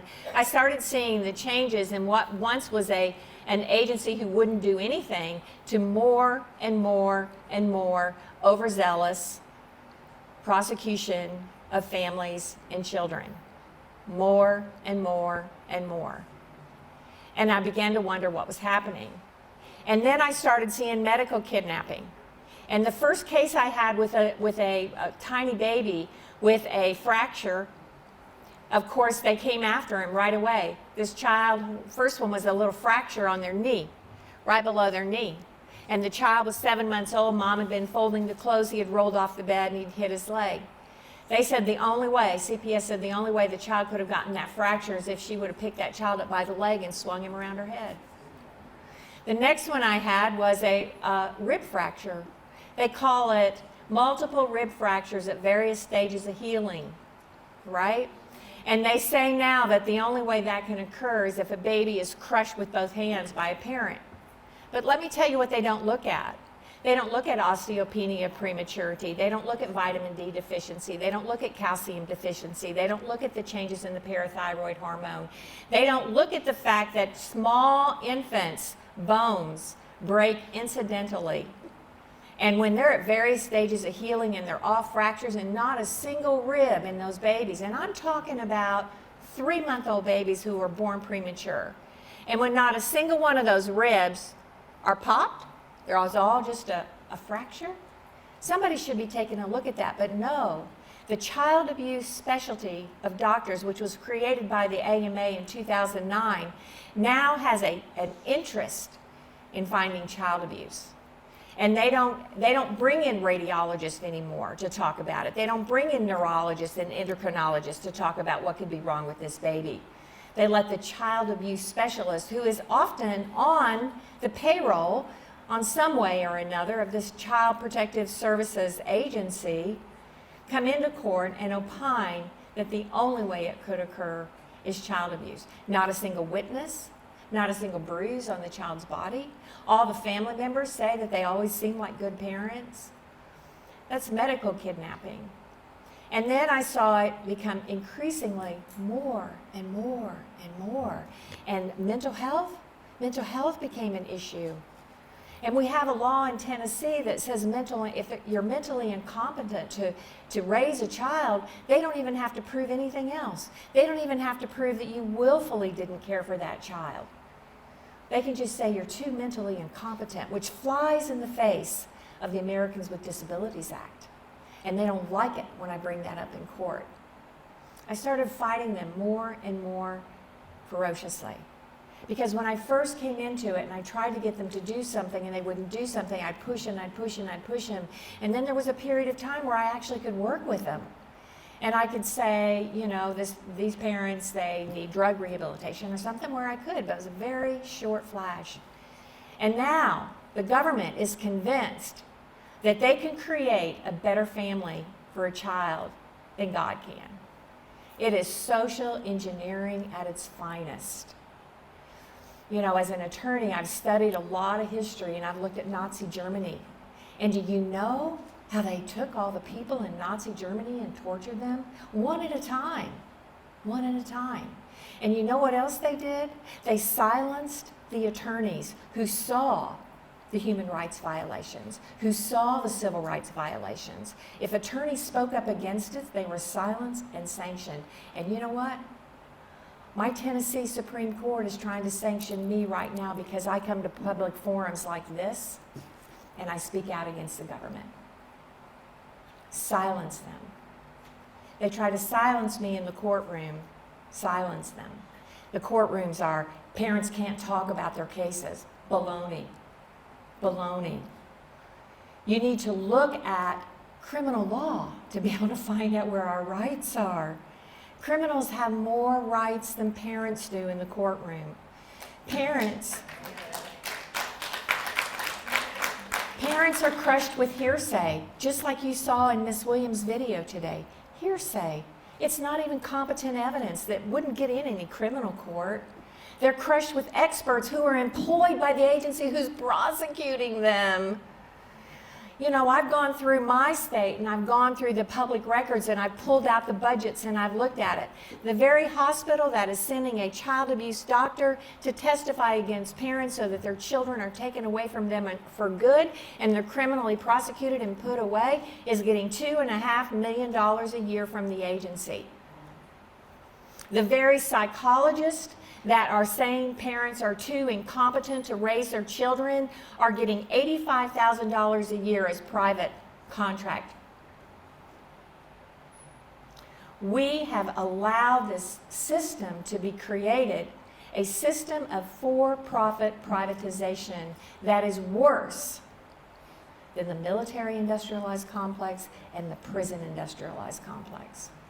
Because it is secreted, it is done behind our back, it's in violation of laws, and the system is allowing it. I have a presentation today on PowerPoint. However, sometimes when I start talking from the heart, I use up all my time and I never get to it. But let me tell you logistically some of the problems. And I said it to our guest today from the governor's office. Nobody wants to directly deal with this in government because it is they're too invested in it. They're too invested in it. The foster care industry between state and federal dollars, I can tell you as I stand here today, the foster care industry alone is over $20 billion. And the states operate on a dollar for dollar, use it or lose it federal funding scheme. If they don't use that money, they lose it the next year. And then they get all these other funds. You talk about mental health and psychotropic medication, that's a whole nother title in the Social Security code that allows for that money. Title 4E is the foster care money. That's not the only money. There's the Title 19 money, the Title 20 money, the Title 4D money, all flowing into the states because our children have become the commodity. It is so hard to even get good statistics. I will tell you here, I've looked for what are the statistics that show that why children are in foster care. Is it abuse? Is it physical abuse, sexual abuse? 85% of the children in foster care are there under what is termed as neglect. Neglect. Of that 85%, about half of those children are in some type of a home where there's some type of substance abuse. The other 40% are dirty homes, domestic violence, missed a doctor's appointment, wanted a second opinion on a medical. They're nonsense. Wanted the right to deny vaccines. They're nonsense. And children are taken away and put in foster care. Unruly teenagers, talked about teenagers and kids today. You try to discipline a teenager and a teenager goes to school and tells now they all have social workers at school. Tells the social worker, my mom is using drugs, my mom's selling crack out of the house. And what do you know? instead of investigating it like the cops would do, instead of going to get a search warrant that you have to put verified information, you have to tell who the informant is, you have to tell what you're looking for in that house, you have to get a judge to sign based upon probable cause. No. They can come to your house, they can take your kid. Take your kids. I just got 2 kids out of foster care. In 10 months, they'd been in 8 placements. They had shipped those 2 kids 300 miles away. They took him out of, because a teenager accused his mom of selling drugs, they took him out of her home. They shipped him 300 miles away and took him in a home where the social worker and the guardian had lied and never visited for a month. And when they finally did visit him, they found needles in the yard. They found bars on the windows. The kids told them that the foster parents had drugged him to a party where they were smoking pot and drinking alcohol. It is money. It is money. I looked up, why isn't Washington doing more? You know why? There's 114 lobbyists under the category of foster care. And that doesn't even touch the lobbyists there under mental health, under pharmaceuticals, under medical care. Gotta have more money, gotta have more money, gotta have more money. They are coming all the time to my Tennessee legislators saying, we gotta have more money. Let me tell you a law, and you know, I'm doing all I can, Reverend. I'm doing all I can. I got 2 feet on the ground in Tennessee, and I have a lot of followers. I have over 10,000 followers. But you know what? When it comes to the General Assembly, it's Connie down there stomping through the halls of the General Assembly. So this year, I was looking at, they created a committee. I'm not going to say they created this committee for me, but I'm going to tell you what happened before this committee. They created our Department of Children's Services in 1995, and in the very same year, they created in the statute an oversight committee. I didn't know about that then, but in 2011, I had a really bad case. I needed oversight. And that oversight committee, according to the legislature, was supposed to have public hearings. And so I start calling around. I start calling for legislative history, the archives, the Speaker of the House's office. I'm like, where's this committee? I need a meeting. And guess what? They never created it. I was looking 20 years later. They had never created it. And guess what else? Oh, well, so first of all, as an attorney, I do everything I can as an attorney. I went to our Chancery Court and I filed what's called a writ of mandamus, which is a court order to order the government to do something that they have to do. The chancellor said, I'm not going to tell the governor what to do. Denied it. And then guess what else? 2 weeks later, the law for the Oversight Committee was repealed. So this year, 2019, they gave me an oversight committee, a legislative oversight committee called Children and Families. And so I went and I talked to them. They gave me 3 minutes. I wanted to bring 6 families with me so they could hear the horror. They would not allow it. And so they gave me 3 minutes. And so I used words like it was draconian, it was generational genocide, that parents had less right than criminals. And these legislators looked at me like, you've used some pretty strong language here. I said, listen to me. I went to every one of them and I had a meeting in their office individually, took them stats, took them information. But let me tell you what they did. In spite of that, they created a law, and I know we're speaking for Michigan, and I know these videos are going to go all over, but these laws travel around the country. So if you don't have this law yet, now that Tennessee's passed it, I trust you, we got it from somebody. It's going to be sitting in your General Assembly in a year or 2. So they passed a new law that if there's an open CPS investigation and a parent changes a child's school enrollment, they can go to jail. The parent could go to jail. Now, I don't mean there's a finding of abuse. I don't mean there's a petition filed on verified information. I don't mean anybody's sworn to it. I mean if they just get an anonymous call from a grumpy neighbor that you spanked your kid in the yard. Maybe you did or didn't. And you, who I'm telling you, people are starting to freak out about it. Somebody come knocking on your door and want to see your kids. People are starting to freak out about it. And I've had more than one family pull their kids out of school and homeschool them. Now it's a crime. Now it's a year in jail for a parent. And if you cross a state line, it's a felony. A felony. Ex parte orders, as an attorney, the things that I see, ex parte orders are the demon. The demon. I practice other kinds of law. I don't just practice family law. I do contract law. I do civil litigation.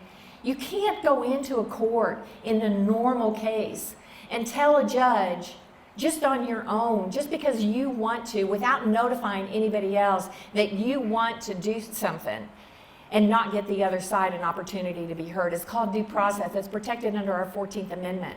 You can't go, I can't go to court and I can't say, you know, this guy's got my car, and I know it's my car because it's a green Chevrolet, and I have a green Chevrolet, and my car's missing, and so I know this guy down the street's got my car, so Judge, I want an ex parte order to be able to go pick up that car and have the ignition changed so I can have my car back. No, you can't do that. But a social worker on an anonymous report on hearsay can create a false affidavit and go to court and say, I need to go get their kids and put them in the homes of strangers.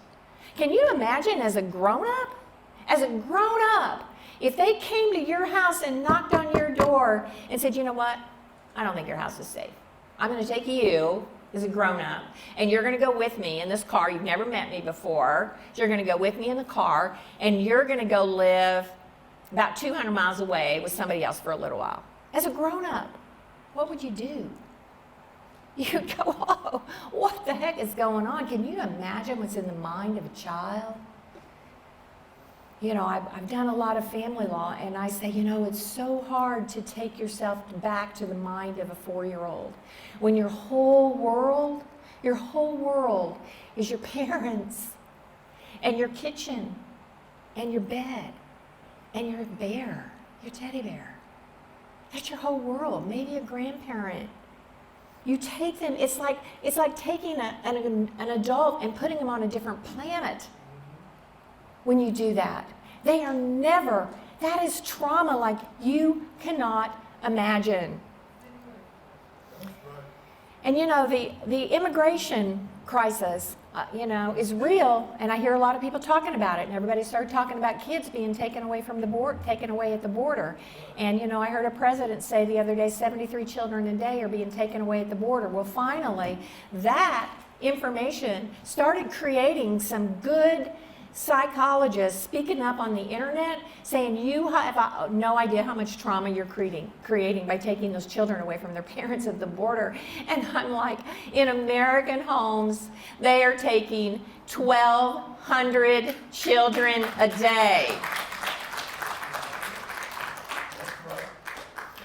On any given day in America, there are 500,000 children in foster care, and that number stays the same. And I'm going to tell you why, because it is a quota. It is not because we don't know how to take care of our families and children. It is a quota. Those private contractors want to have $50 million a year, $60 million a year in foster care payments. Foster care has become a career. People who used to have kind-hearted people that maybe had an extra bedroom or wanted to do some good. Now foster homes take 4, 6, 8, 10 kids, totally unrelated. They get $5, $6, $7, $8, $9, $10, $12,000 a month tax-free. And free health care. And if they need a transport for a kid to a doctor, they call up an agency. They are farming children. You are stripping children of everything that they ever knew as secure. This is a crisis.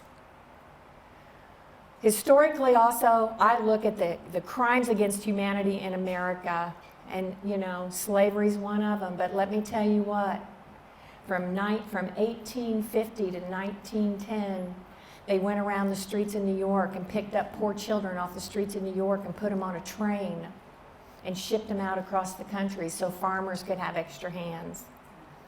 They picked up indigenous children off the reservations in the West And they forced them to go to schools in the East Coast where they would be westernized, and forced them to cut their hair and speak English and not go back to their tribes.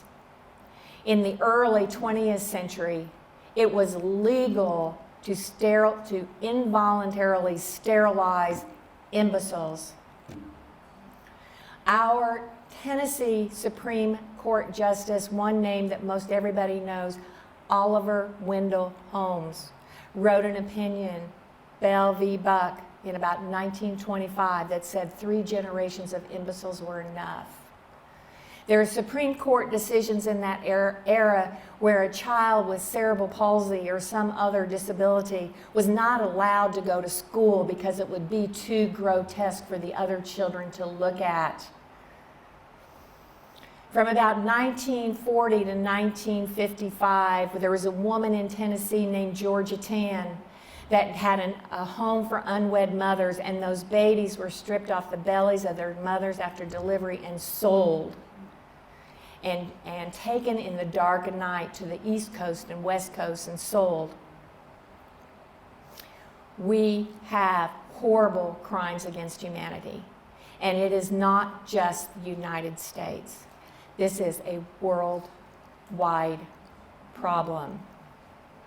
My Family Forward Project has over 11,000 members. We post on there over and over and over the news stories that are coming up, the news about foster children being hurt, about people being arrested for making false reports. I watch the cases that come out of the federal courts so I know and I can keep people informed of what's going on. If you can do nothing else, please join that forum. Please join that forum.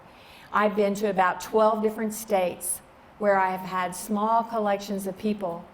This is a dangerous position I'm in. In 2012, Senator Nancy Schaefer in Georgia was murdered. And 2 years earlier, she had gone to an international human rights conference and talked about the horrors of Child Protective Services. Last month, an Arkansas Senator, Linda Collins Smith, was murdered, and she was exposing what was going on. This is deep, it is dark, it is dirty, it is the destruction of our families. Now, what can you do? What can you do? This has got to be a conversation. This has got to be a conversation. If this has not affected your family, I'm telling you, within 3 degrees of separation, somebody you know has been affected. It could be your hairdresser. It could be the person who sits next to you in church's cousin. It needs to be a conversation where you open your mouth and say, do you know what Child Protective Services is doing to families? You have got to talk about it. I tell people on Family Forward, I do a lot of lives. I say, do something every day. I've written letters to the president. I've talked to state representatives. I go, when we had elections last fall, I went to every single forum that I could go to, and I would shake their hands, and they know who I am. My Congressman Mark Green knows who I am. He knows every time I shake his hand, I'm like, Mark, you know I'm about child welfare reform. I went to the governor when our new governor was being elected, followed him around, and when he'd say, do you have any questions? I'd say, what are you going to do about child welfare reform? And our state legislators, for those of you who don't know, the state agency that takes your kids operates under the governor. The governor picks the commissioner. The governor's in charge of the person taking your kids, your governor, okay?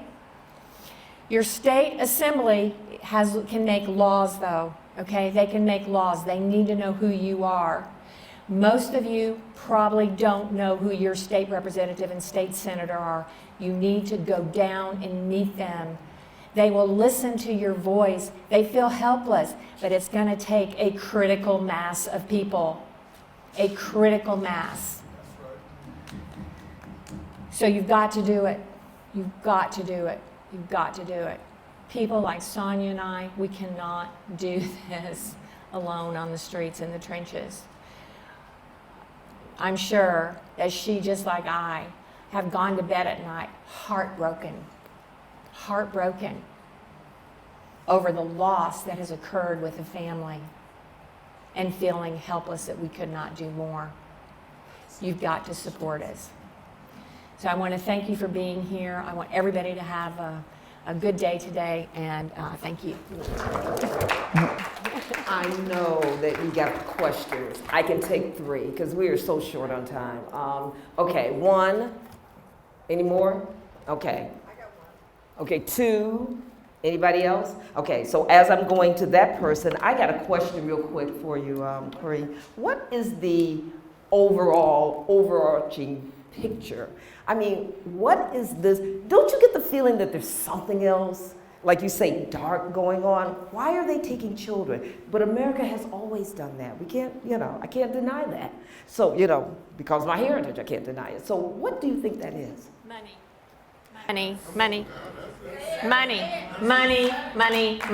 Our children have become a commodity, okay? Humans are a commodity, don't ever forget it. And our children, our helpless children, have become a commodity. It's money. But okay, they're commodities, but what's the point? What's the bigger point? Okay. All right. Well, this one thing I didn't get to say, and let me just say this real quick because this is real important. These agencies need to be broken into 2 agencies. I say this, take this back to the policy office as well. I was a prosecutor, okay? When I was a criminal prosecutor, the public defender's office was across the street from me, and whenever we walked in the courtroom, we were at odds, right? We never agreed, right? I always said, go to jail, go to jail, go to jail, and the public defender's office would say, he's a good guy, I can fix them, right? The twain shall never meet. You have an agency, and in most cases, like in Tennessee, this agency is called the Department of Children's Services. But what they are doing is they are supposed to be providing family services and support, but all their money goes to prosecuting parents and rehoming children. So the agencies must be split. It is an inherent conflict of interest that cannot be tolerated. The Department of Child Protective Services needs to be totally separate and distinct so that parents understand that they're being prosecuted and they have rights. Good afternoon. My name is Sandra Greer Davis, and I am the great-grandmother of 3 adorable little girls who have just gone through a real ordeal with the abuse that they received from their mother and her boyfriend. And although I appreciate the speakers that have spoken, I came here personally with something more close to my heart, okay? What are the grandparents and great-grandparents' rights, whether it be in Tennessee or here in Michigan? How can we help our great-grandchildren? In addition, I heard this gentleman say that he spoke with the social worker, and the social worker therapist said she could not operate at the level of therapy that they needed. That's the second time I have heard that statement. The first time was when it came to me at Kids Talk, when I asked, what type of therapy do the children get? Because I'm starting to see a pattern of abuse that they had been under with their mother that's starting to turn up now. So, and the legal ramifications of this is going to be affected on my daughter and myself. So, Dolores, a few minutes ago, you asked, should we go forward? But how do we help our children who are not on drugs, but not receiving the mental health that they need from the therapists that are being paid to give it to them? You talk about privatization. How do we, as parents and grandparents and great-grandparents, verify the credentials of these private companies that are affecting our children? Okay. So if we're going to go forward, I had my friend and also the grand aunt of the girls to come with me, because I had met Debbie at FedEx, and I said, well, okay, I'm going to get some of my own questions answered. Okay. But it's not being specific enough. Okay, let me tell you a couple things. Number one, again, education is what you need. Under Title IV-E of the federal funds, which is where they get their foster care money, they are required to do relative placement. Okay, that's what they're required to do. So you need to be armed with knowledge. Number two, like I said, you've got to ask that information. You've got to say, we want, and it's open records is a very important, valuable tool. You need to say, I want the resume of the person who's going to be doing the therapy. I want to know where they went to school. I want to know how much they're being paid by the state. You have the right to ask those questions. And people assume when they first get involved with this that the government's going to do the right thing. They assume the people associated with the government are going to know the law and know the policies. They don't follow their own policies. They don't follow the law.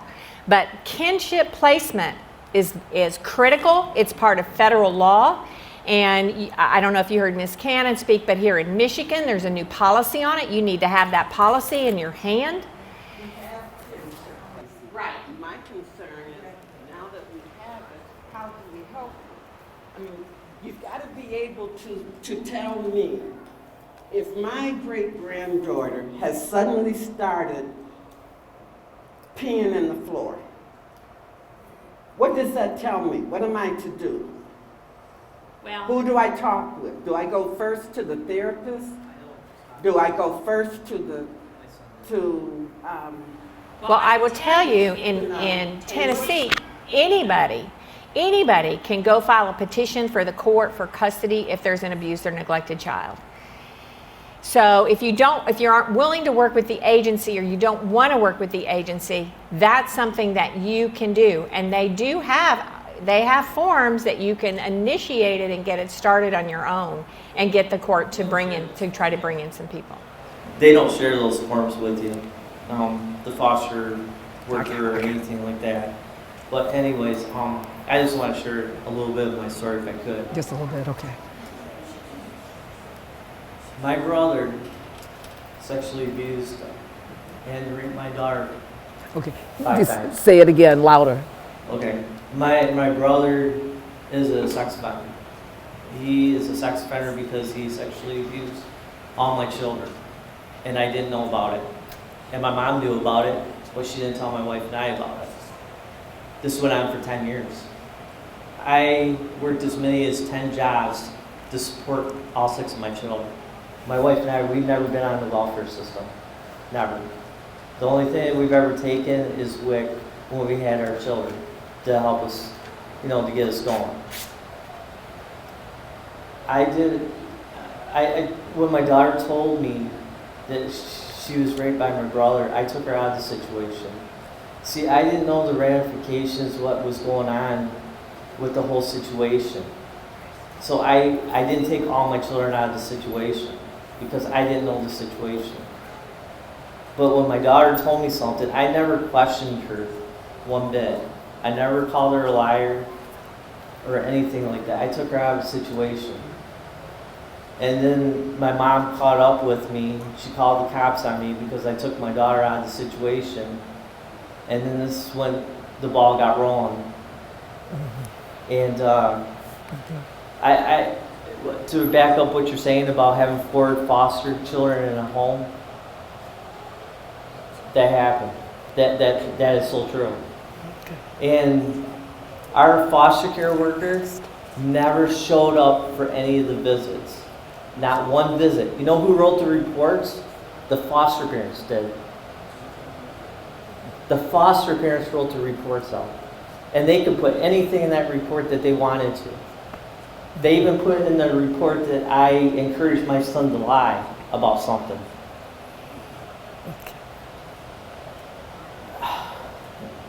We got to do something.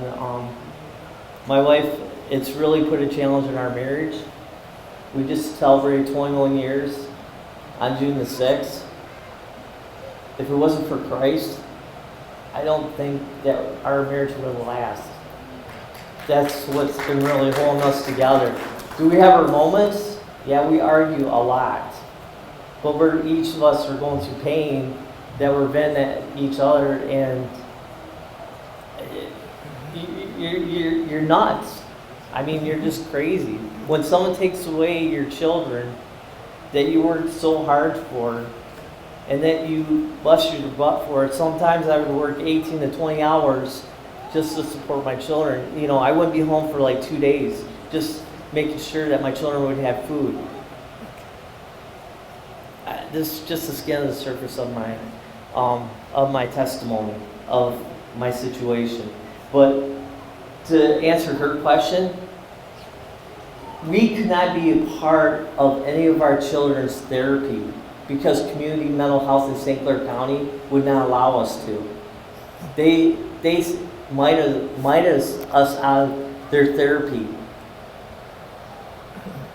So what you said, they're all getting money from somewhere, and they all have a vested interest in this. Okay. So do you have anything to respond to that, other than what you said? I mean, I have no doubt. There's nothing about your story I question. I will tell you that. I mean, that goes in the For What It's Worth column in $1 get you a cup of coffee. But I totally understand. Our foster care manager, I could even mention our supervisor's name, Kim Irvin. They do not like men in St. Clair County. They just do not like men. And what they did, they took all my children into a closed room and talked nasty about their own dad. And now my oldest son, he does not want nothing to do with me at all. We haven't talked for 2 years because he's got this anger towards me.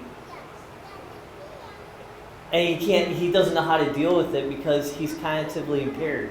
And they used each and every one of my boys' cognitively impairment to their advantage to turn it against my wife and I. I'm listening to when Connie was saying that 85% of children in foster care are due to neglect, and that, you know, I remember when I was a worker that if your water was turned off, the first thing the worker would threaten you with is removing your children because you don't have water. And I was one of those workers, you know, that people didn't like, you know, the other workers didn't like. And I'd holler over the petition. Why are you saying that? I mean, let's try to get them help. You know, it's $175 to get their water back on, but they can run around and why are we threatening taking their children? Now, my other question became, why did workers behave like that? Okay, where's the compassion? My experience, and then I think you can probably help me with this, the caseloads were heavy, but some form of reward, and basically they're interested in stats. If your stats look good, that's all the workers care about because, you know, it's a paycheck. So I would hear these people do that to these other clients, and it would just break my heart. When I was in the days of protective services, I worked protective services and child welfare for a point. But I also worked in a unit called Basic Family Services, and I love that unit. We dealt with everything that dealt with family issues, from education to, you know, budgeting. We also had a department called Homemakers.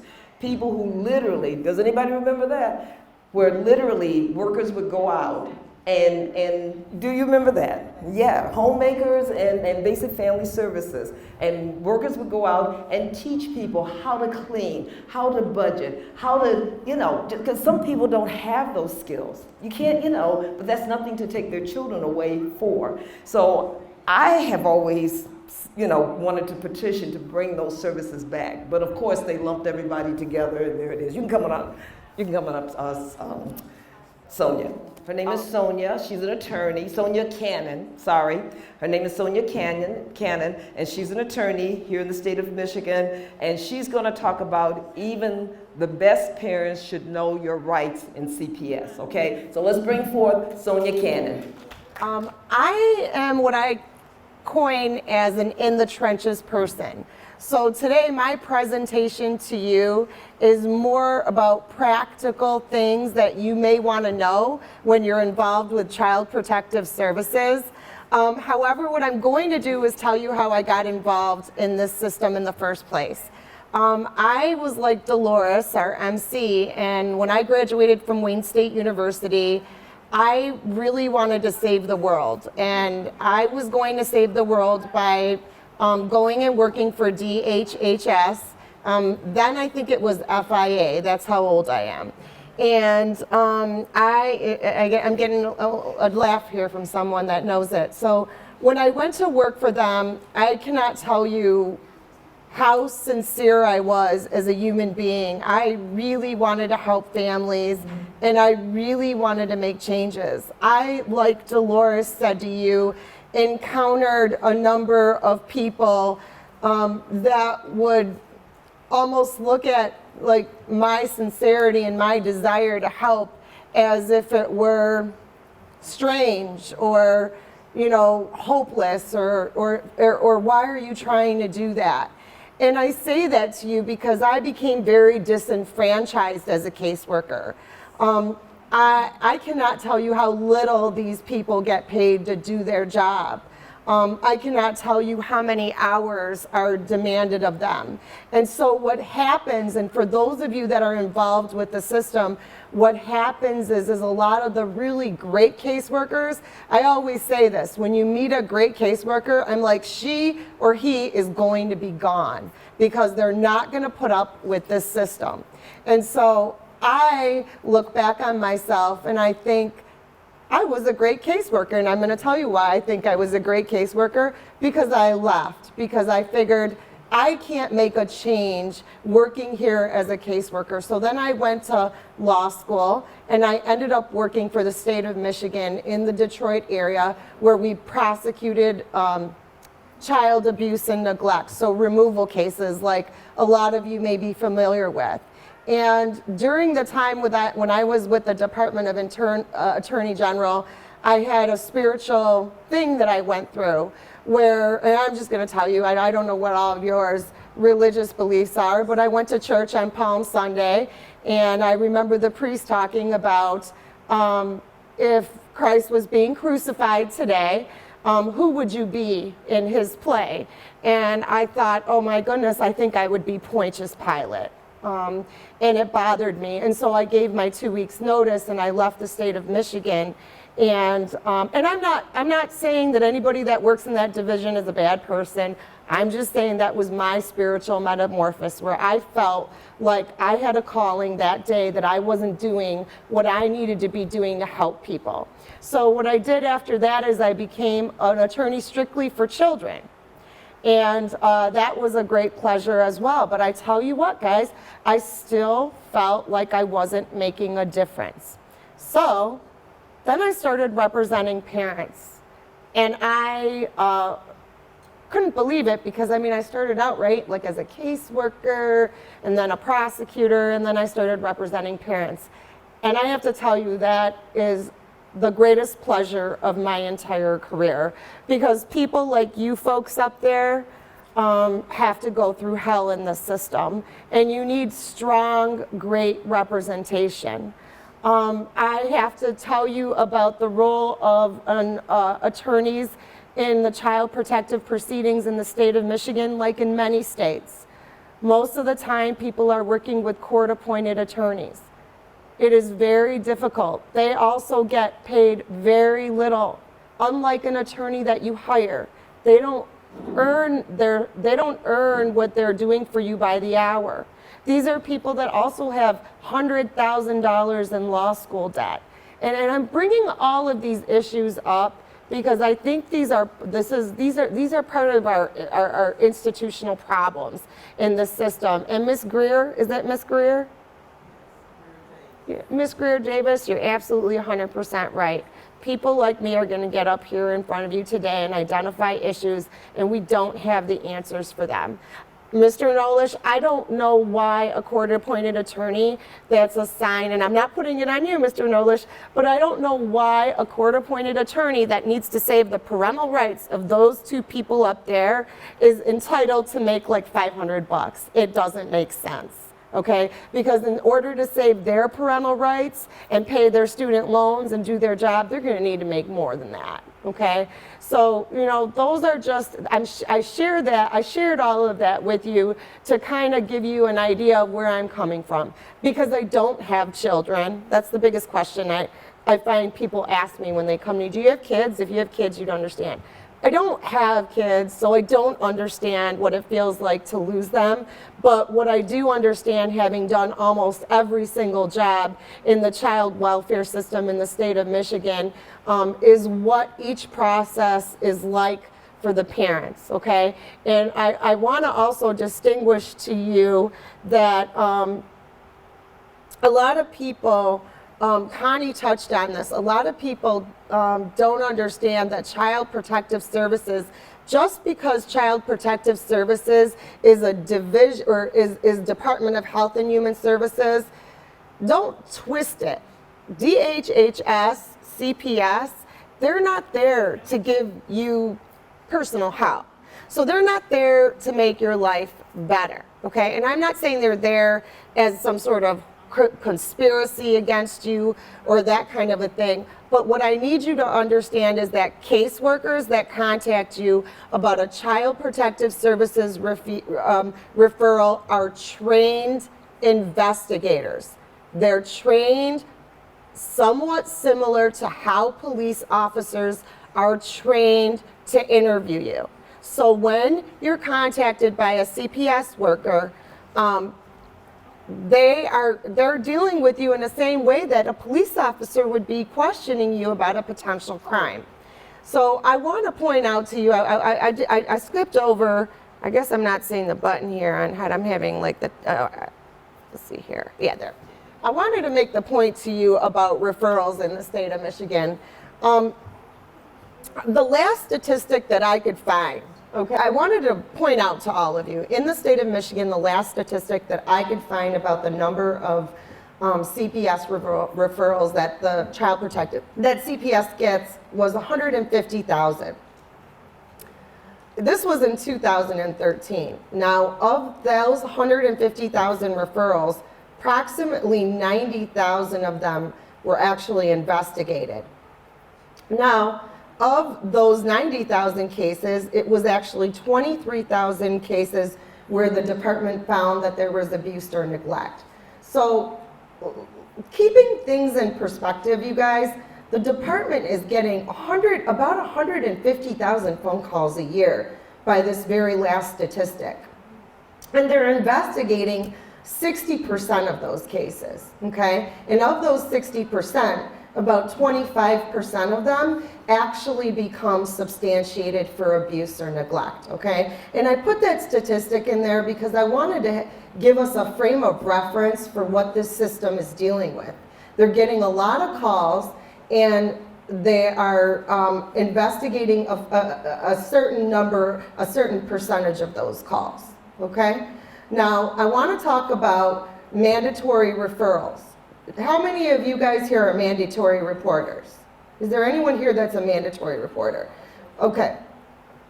There are certain people that your family deals with that are required to report abuse or neglect.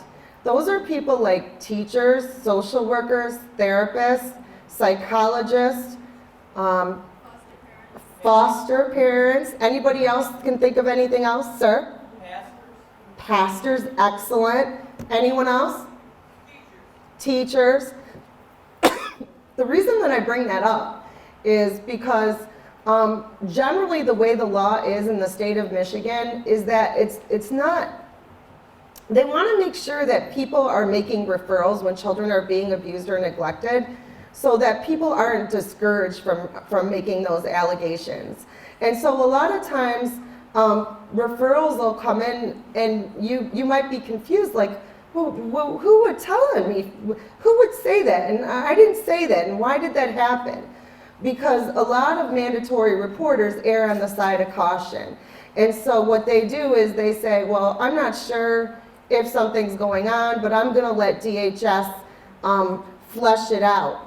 And that identity of the person who's giving the referral to the Department of Health and Human Services is confidential.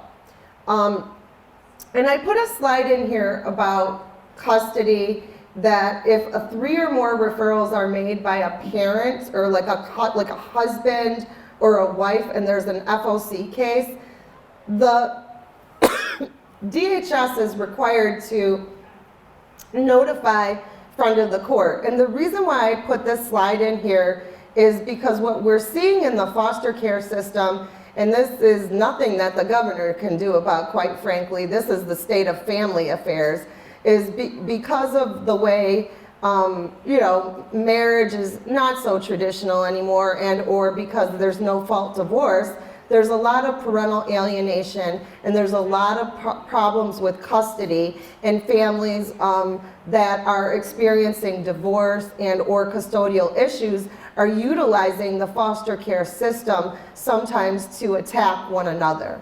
And so that's a big, big problem. When the CPS worker gets your case, they usually get 30 days to investigate the case. Okay, they can get an extension if they want, but they try not to get an extension. The reason why that's important is because I feel like when they get their referral, they try to press you. And when I say they try to press you, I feel like they get you to try to do things on their time frames. I'm here to tell you that as a person, you should understand that you have your own rights in these situations, okay? And I hope that I can give you some feedback on what those rights are. So first of all, when the caseworker contacts you, if it's on the weekend or at night, they're probably gonna just wanna get an eye-to-eye with the kids or you, and then they're gonna say to you, well, someone else will get a hold of you. They just wanna make sure that the child's okay. I get phone calls all the time from people and they're like, do I have to let them in my house? Do I have to let them see my kids? Do I have to do this or do I have to do that? And 9 times out of 10, or maybe 9.9 times out of 10, the people I'm talking to, I'm like, your kids are amazing. Your house looks way better than mine looks on a Saturday night. So heck yeah, you should just let the worker see them, because that's gonna resolve a lot of issues for you, okay? Now I'm talking about the onset of the case. When a caseworker contacts you, one of the problems that I've been having is that they're required to notify you of what the allegations are of you.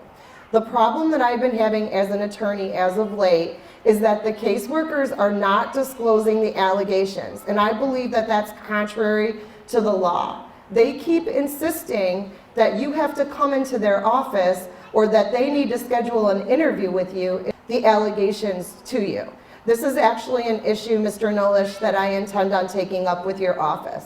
The law to me is clear. It says that the CPS worker, once they contact you and notify you that there's an allegation, they shall, the word shall, S-H-A-L-L, notify you of what the allegations are against you. Why do I think that's important? Well, remember I told you that CPS workers are trained investigators. And what that means is that if they're claiming that you've abused or neglected your child, I think you should have the right, or you should have the courtesy of knowing what that allegation is immediately, okay? I don't think it should be sprung on you in a meeting at their office. And I think that that's a tactic. I think that's a tactic to garner information from families and parents who are most of the time very well intended. And what happens is, and it's happened to me as an attorney in the room with my clients, they spring the allegations on you and you just want to explain that you've done nothing wrong. I want to explain that my client's done nothing wrong. And you're entrapped in a situation where you have to address a number of allegations that you were not aware of. I'm here to tell you, as soon as a CPS worker contacts you, ask them what the allegations are. You have a right to know what the allegations are. You do not have to respond to the allegations right at that moment. There is nothing wrong with you saying to the CPS worker, thank you. Thank you for letting me know what the allegations are. I'm going to contact you tomorrow. I'm going to schedule a meeting with you. And the reason why I think it's important to know what the allegations are is because, you know, I look at it from this perspective. You know, I'm kind of paranoid sometimes, like Connie was talking about, and I think, well, maybe they don't want me to know what the allegations are because they don't want me to prepare for the meeting. Well, hell yeah, I want to prepare for the meeting. And you know why I want to prepare for the meeting? Because I prepare for everything I care about. And as parents, if you're going to a meeting about your children, you should be preparing for that meeting. Okay, so yes, I want to prepare for the meeting, and sometimes when you spring an allegation on me in person, I might forget to tell you something, or I may say something because I haven't thought about it. So I'm stressing this issue because right now I'm finding that the failure to disclose the allegations to people when the investigation starts is one of the biggest problems I'm having in CPS investigations. I discussed this with Connie, the woman that spoke before me. She also confirmed to me that there was the same type of issue in her state, where as of more recently, they were being very vague about what the allegations were, and they were not apprising the people of what the allegations were. So again, please, please remember by statute, and the number for that statute is MCL 722.628, you are allowed, or the agency shall disclose what the allegations are against you. As far as interviewing you, okay, also don't, for the same reasons that I just indicated, don't fall for, we need to interview you right now, or we need to interview you tomorrow at 9 a.m. Okay, you're gonna be super upset when this happens, okay? People don't wake up every day saying, I wanna get a CPS referral. This is a really traumatic thing, and I think for those people that are not involved in the system, the problem is if you've never got a call from CPS, you've never had to freak out like that. Anyone in here that's had to deal with that phone call knows what that initial feeling's like. It scares the living daylights out of you. So they're gonna be like, we need to schedule an interview right away. We need to do this right away. No, it doesn't have to be right away. Okay? Now, there are some more extenuating circumstances where I think it's not unusual that they would need an interview right away. And those are like the medical kidnapping, well, the medical cases like Connie was referring to.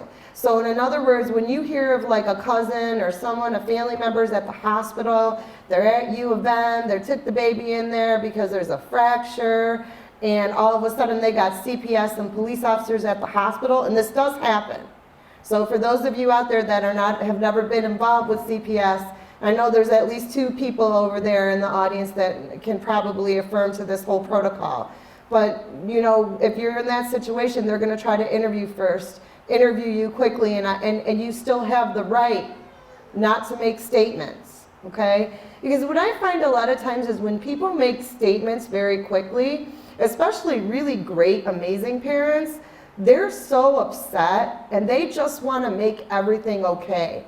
They just want to tell the worker, they think, if I can just tell them, you know, something, if I can think of something to tell them, not meaning to lie, not meaning to give conflicting or statements that weren't corroboratory of how things actually happen. Sometimes very well-intended people at the onset of an investigation say things that they didn't mean to say because they were just trying to help the caseworker do their job.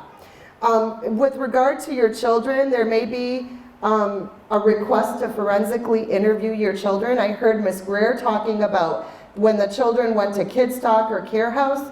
That interview is a recorded interview and they usually do those interviews when there's allegations of severe physical abuse or sexual abuse.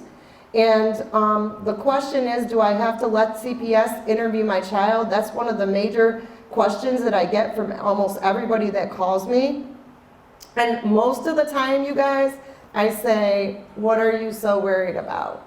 Because most of the people that call me have children that go in there and say amazing things about their parents. If you don't cooperate with the Child Protective Services investigation and the allegations are severe or what could be considered like say physical or sexual abuse, you might be looking at a removal of your children because you didn't cooperate. I just more recently had a case where they got mad at the mom because she drove in the car to the care house interview, okay? And they put that as an allegation in the petition. So, you know, I just want to point out that the forensic interview is sometimes in certain counties, most of the times it's video recorded. In Macomb County, it's not video recorded. There's only transcripts provided. In Oakland, it's video recorded. In Wayne, it's video recorded. There are some parts of the state where they don't record them at all, okay?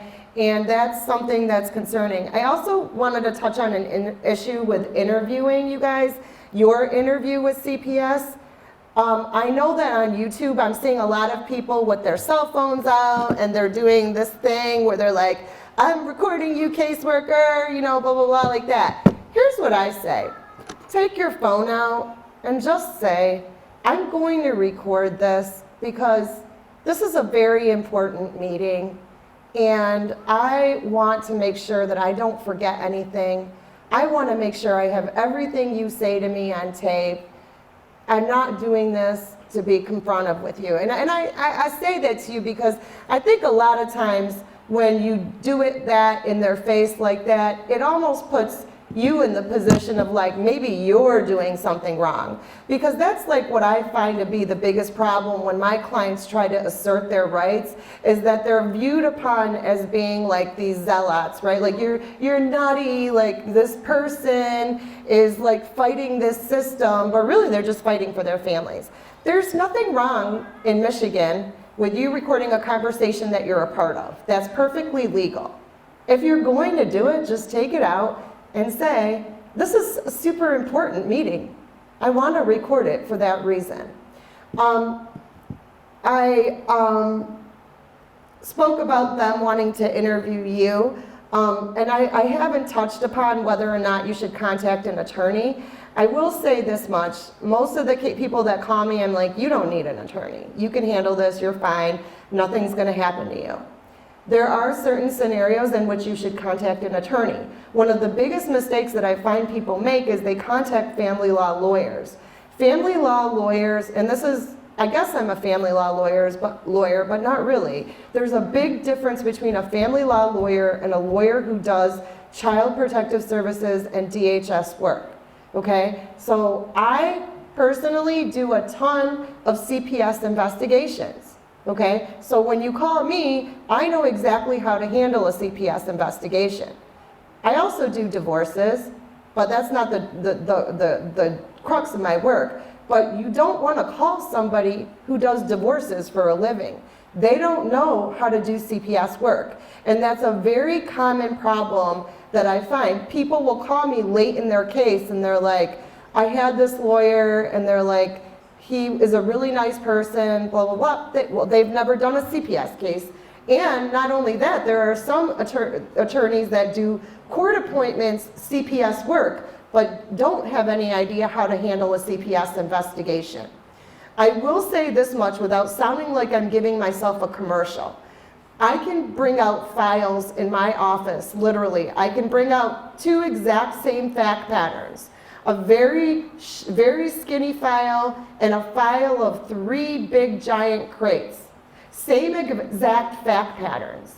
Because I became involved early on, if you came to my office, I can show you the same exact fact patterns where people contacted me when the caseworker called them, and people contacted me after their children were removed.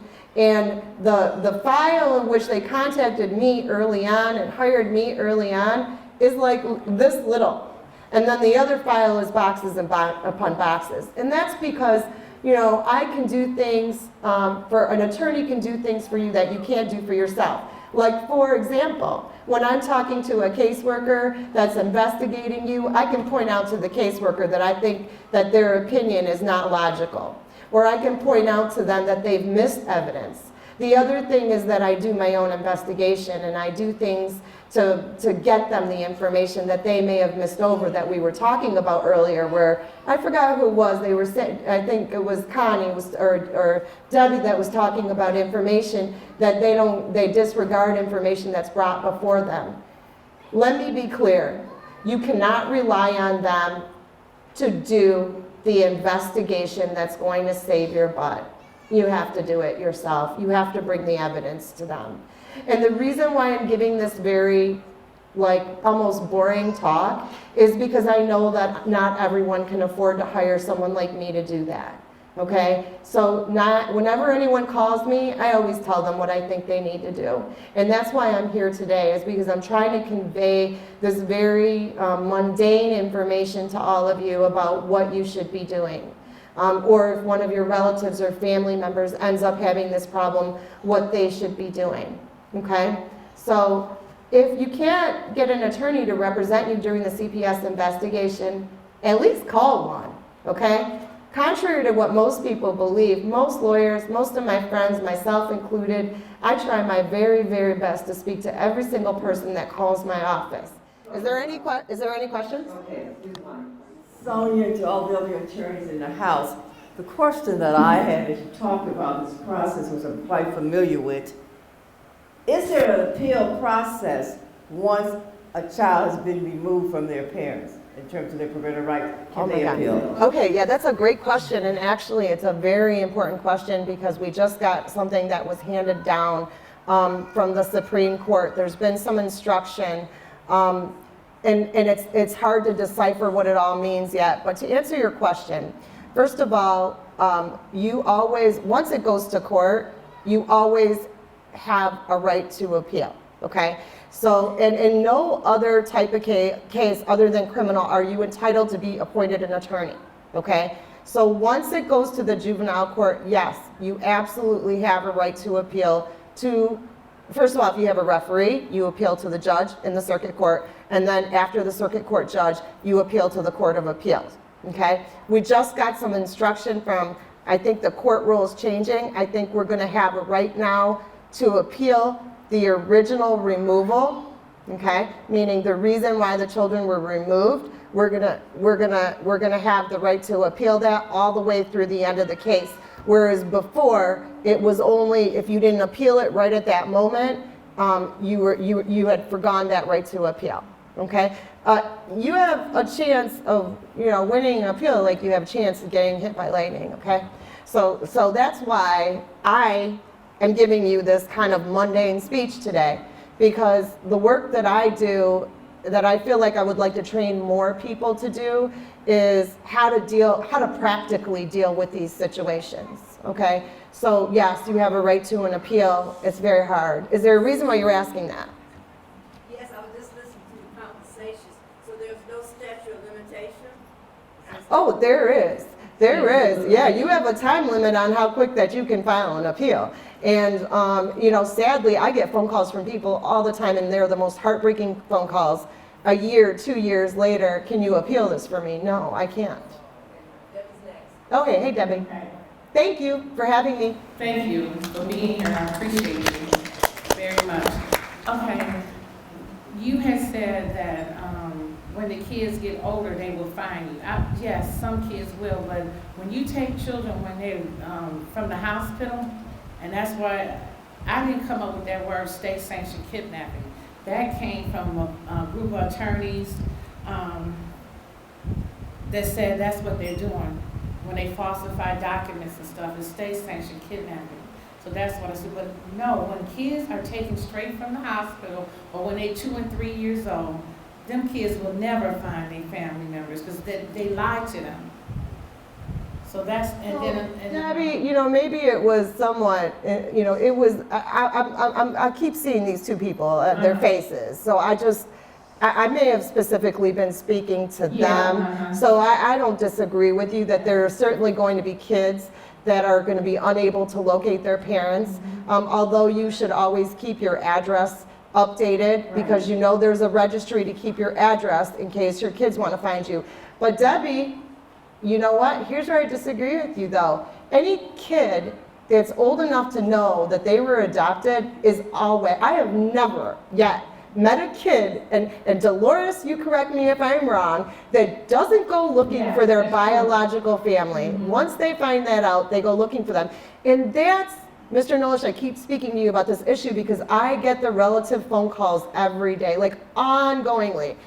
That's why it's so important that our relatives cannot be ignored. And thank you, clap for it, because I don't know what to do, because remember, relatives don't have a right to appeal. Where are they gonna go appeal to?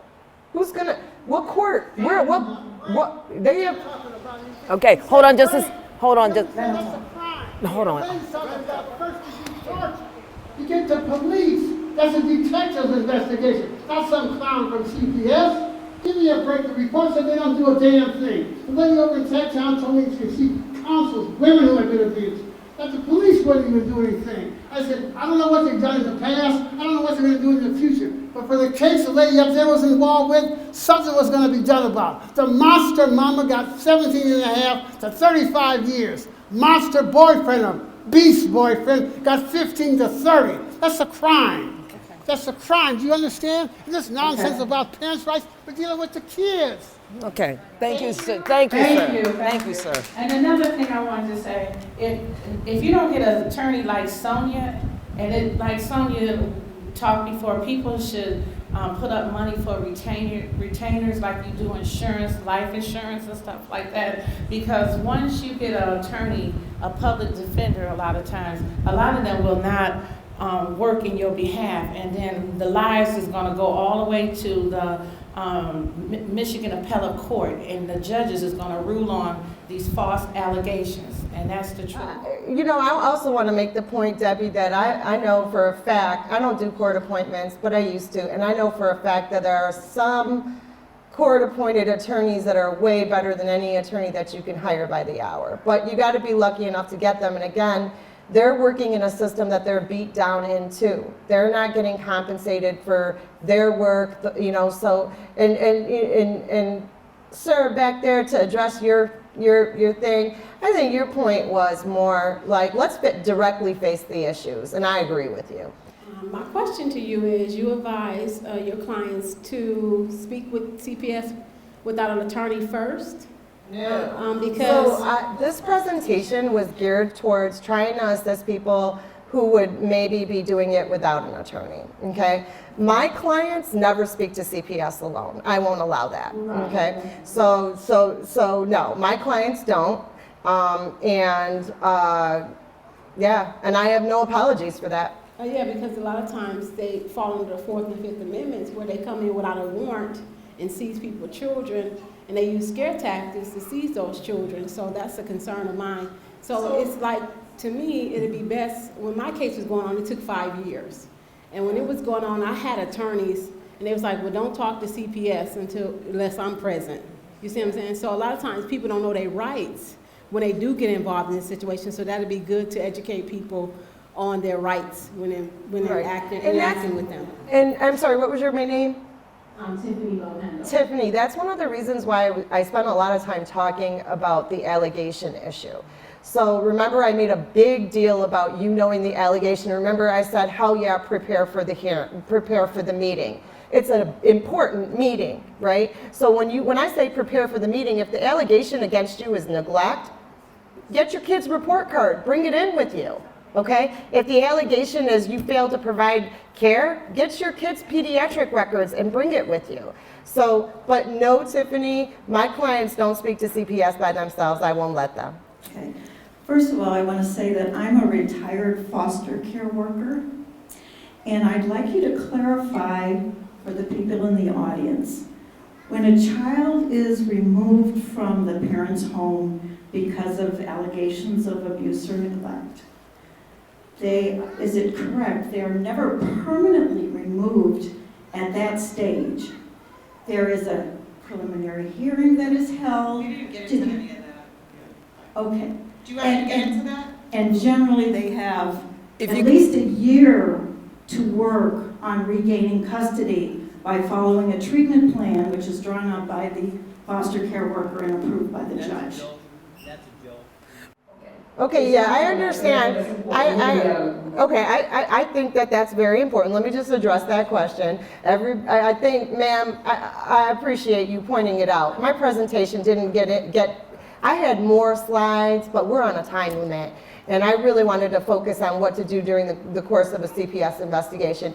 Everybody, a lot of the people here I'm familiar with, and they're familiar with you guys know that once your children have been removed, you have a right to a trial. You have a right to a trial by a jury, okay? And don't let anyone rush you through that process. If you want to take you have the right to the trial. If you want to go to trial, go to trial. Wait, let me just address her question, because I think she feels like we're missing something, and I don't want her to feel that way. So you will get a treatment plan, okay? And then you got to jump through a bunch of hoops. It's really hard to do a treatment plan, okay? So it's very hard. And I'm not saying that there's not cases where they need a treatment plan, but yes, you're right. We didn't get to all the other things that can happen for you. Okay, well, because the focus of my presentation is not having your children removed, okay?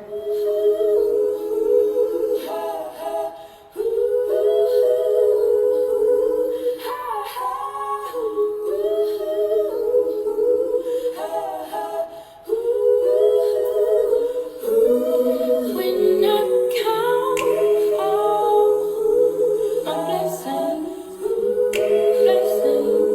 I can't even say anymore. Can't even say anymore.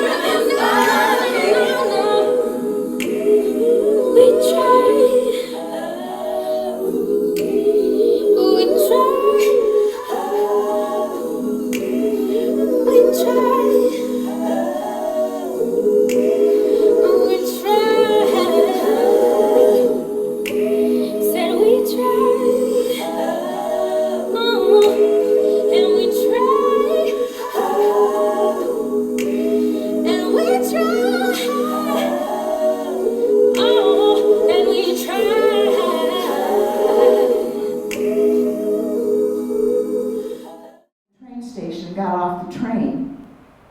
At first, I didn't notice anything unusual, but as I began to walk to my neighborhood, I began to see the devastation.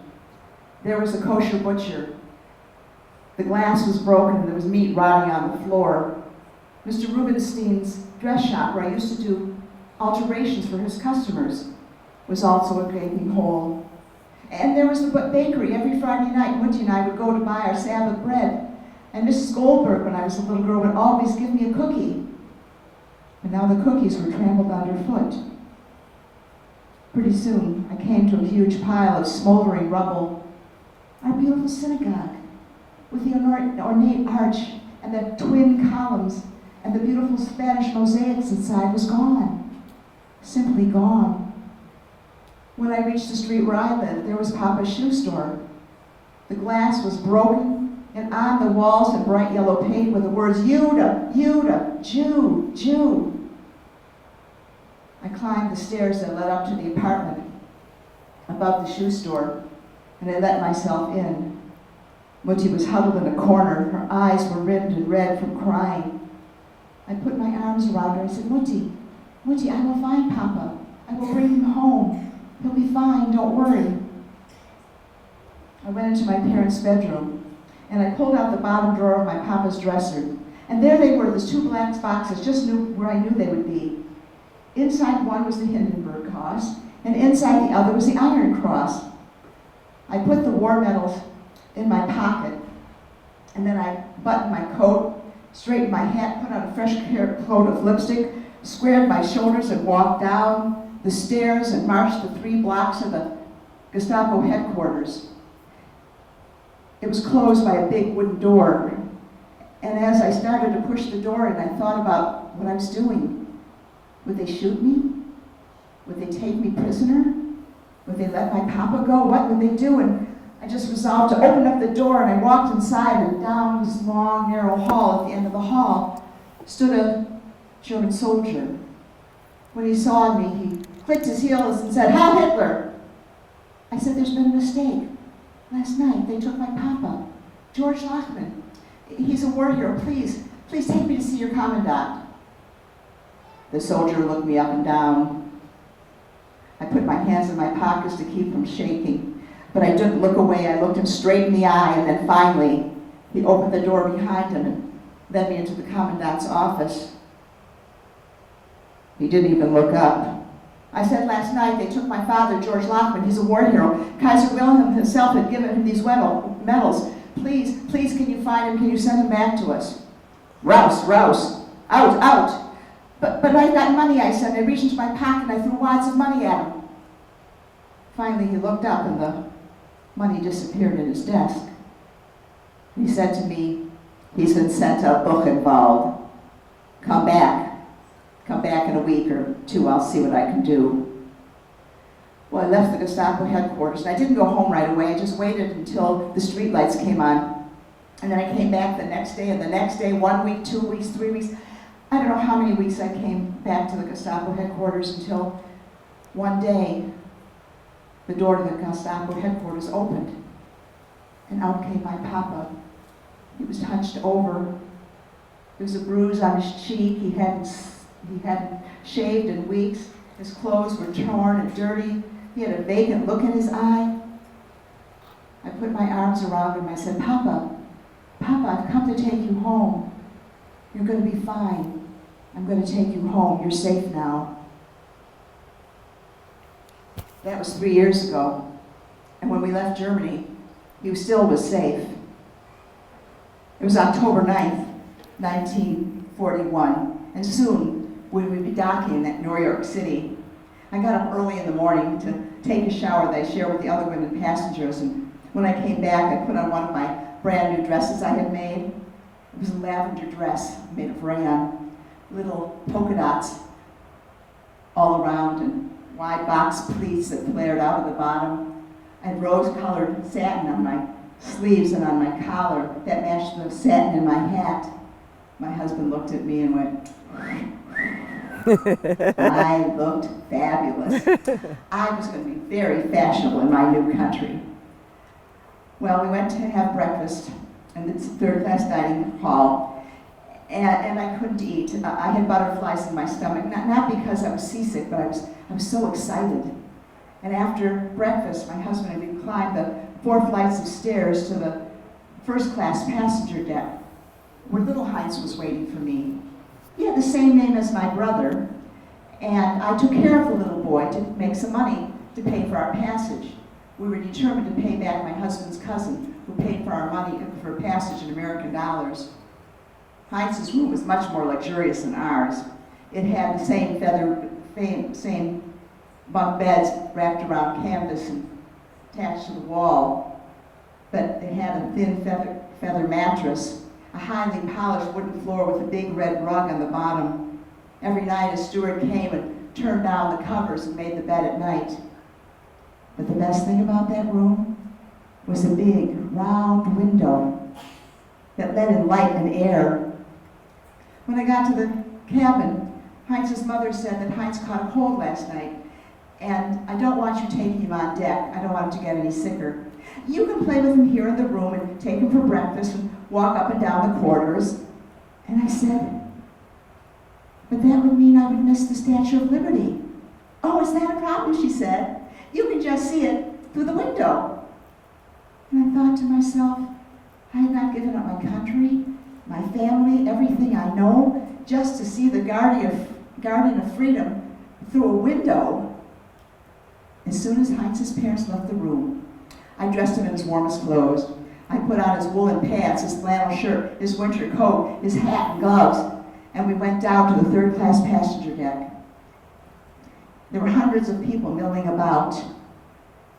The hot August sun beat down on the blue-black sea, and the waves, we could smell the salt air and feel the wind in our faces. My husband found us and put little Heinz on his shoulders and found a place for us to stand by one of the railings. Did I mention it was a hot August day?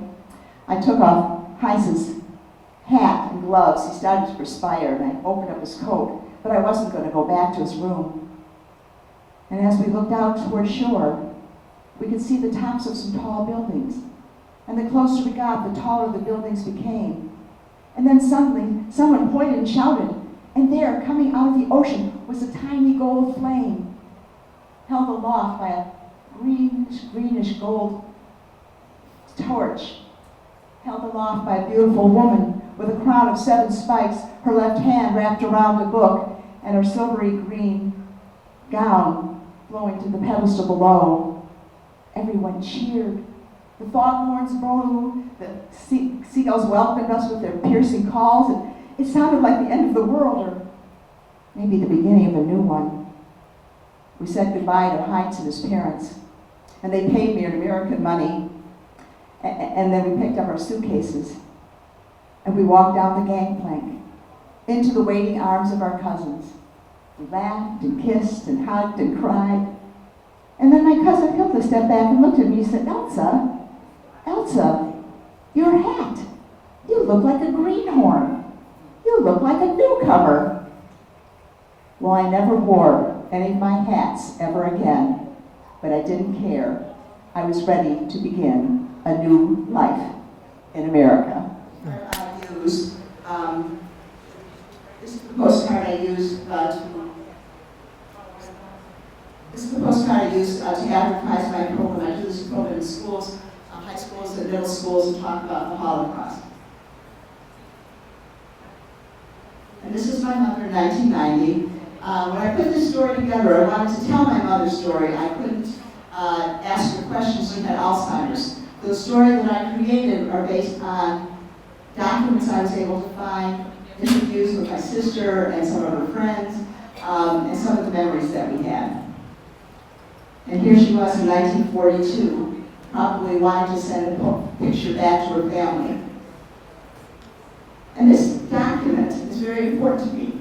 My parents didn't save very many documents. This is my baby book. You can't see it very well, but it has the names of my parents, my grandparents, my great-grandparents. So I was able to see their names because I had never met them, and also through my research get some of their birth dates and death dates. Oops. This is my mother's parents, Hedwig and George Laughlin, who probably took this picture just before they left Germany. My parents left Germany. This is my grandfather's picture when he went off to the army for fighting in World War I under the Kaiser. And kids always ask me, are those the medals that my grandfather had? My mother didn't keep her hat, and she didn't keep the war medals. Didn't keep the war medals. She gave those war medals to the Gestapo, so those are just ones I found on the internet that a German soldier would have gotten in World War I. This is the entrance to Buchenwald concentration camp. Now people ask me, how did you get your grandfather out of how did your mother get your grandfather out of a concentration camp? Back in 1938, before they had the final solution where they were systematically killing all Jews, you could still bribe the officials to get your father, brother, uncle, grandfather out of the concentration camp. Oops, wrong direction. Now, I always thought, from the story that I remember as growing up, that my grandfather was sent to jail. But when I contacted the Holocaust Museum in Washington, D.C., they gave me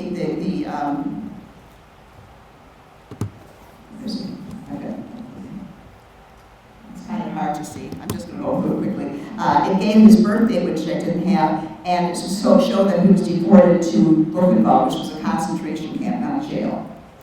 And this is my mother and her favorite doll, Judith, that I'm named after. My mother was born January 5th, 1912. And these are some pictures with my mother and her mother. And her first day of school, she's carrying a cone. And I found out from a German library year. And these are my parents' wedding pictures. They were married February 21st, 1936, which is very important. You can't see it on this is the marriage certificate that I had. It showed that they were married February 21st, 1936. And then I recently found another document that showed they were married May 9th, 1940, which means, and the names Sarah and Israel were added to their middle names, identifying them as Jews. So this is the official Nazi marriage certificate that was issued to my parents, and the other one didn't count anymore. And this is just a close-up of it. And this is the wedding picture, another wedding picture with all of the family members. There's my father. A lot of the people in here, I don't know who they are. I don't know if they survived. There's 2 children down there below. I don't know if they survived, if they perished in the Holocaust. And since the story was about hats, her photo album she brought with her, I could find some of the information that I needed. So I have 2 pictures with her wearing a hat. And my parents in their first apartment, and next to it was the car my father owned in Germany. And this is the city of Boyden, where my mother was born. And it was a pretty modern city, medieval, but a modern city at the time. And this is the synagogue that was burned down to the ground, where my grandmother and grandfather had to stand and watch it burn down, along with hundreds of others. And there's some other pictures from the internet about Kristallnacht, the synagogues burning down. This map has tiny little black dots, hundreds of them, showing all the synagogues that were burned down to the ground in Germany and Austria. And the word Jude put on the storefronts and burning of the stores. And this has obstacles to immigration, so I'm going to go through this quickly. This is my mother and her brother Heinz, and the one picture on the right is probably the last picture she had of him, and she had to leave him behind because he couldn't get an exit visa. And I didn't know much about my uncle, and so I asked, my mother always felt guilty that she couldn't bring him, and I didn't know whether he had died before they left Germany or after they left Germany, and this also from the Holocaust Museum gave his birth date, saying that he was born December 31st, 7 years before her 7th birthday, so I could put that in the story. And if you go to the Holocaust Museum in West Bloomfield, this is a cattle car that they put hundreds of people in and took them to concentration camps. My mother's parents and my mother's brother were sent to Auschwitz, and I was able to find that out. And they would have been stuffed into this cattle car and taken to Auschwitz right away. Probably as soon as they got off the off the train, they would be sent to the gas chambers and killed. This is an artist rendition of it. And this is what they would see, Auschwitz concentration camp. Our left might free. Every work makes you free. And that's the gate, and those are the barracks they would have stayed in. And you can see, not very well, but hundreds of people being pushed onto that boxcar, and then there's the showers. You go in and take a shower, which instead of water coming out would be gas, and at the bottom would be the crematoriums where they ran day and night, burning bodies. Another picture of the crematorium. This is my father's parents, Elsa and Max Mosbach. They also perished. And my father, I like to show this slide in schools because that's how they dress my dad, with a little dress. And so they think that's pretty funny. And my father had a sister, whose name was Henny. She left Germany before, like in probably 1933 or 1935, before things got bad. She moved to Israel, and she became a pioneer. And she lived there all the rest of her life. And this is my father's store that his parents owned. And a book I was able to find that showed what happened to my father's parents. They were transported to Riga, which was a ghetto in Latvia. And in Latvia, there was already a Jewish community there, and when they started transporting more Jews, they would take the ones who were there first out into the forest and shoot them in shallow graves. And as more came, the people who were there for longer were sent and killed. Probably eventually they were all sent to Auschwitz too. And they were going to a ghetto, so they probably packed household goods. And this is what Riga would have looked like. And this is the ship's manifest, which I was able to learn a little bit more about my parents arriving in America, and something about the ship. This is the ship, the Nyasa, and the Statue of Liberty, welcoming them in. My parents' naturalization paper, and that cute little thing is me. Okay, thank you. Okay. I don't know if anybody has any questions. I'll be out later and you can ask me some questions for those other people.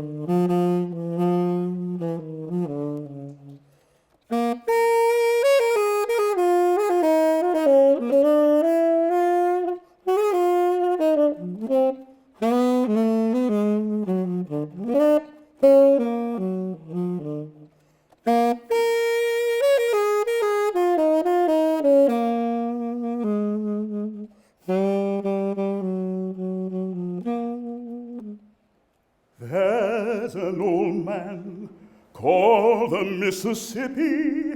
That's the old man that I'd like to be. What does he care if the world's got troubles?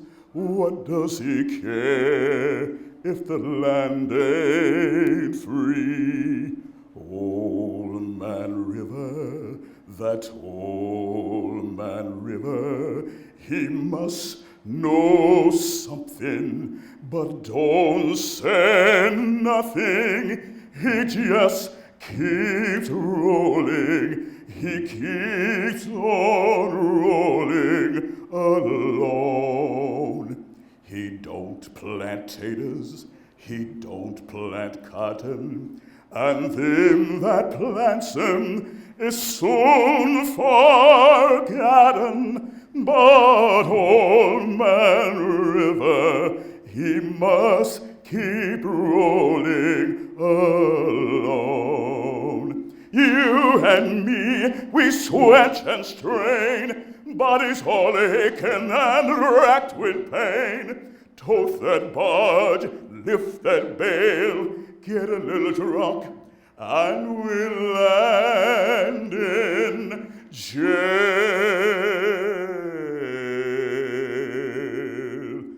I get weary and sick of trying. I'm tired of living and scared of dying. But old man River, he just keeps rolling alone.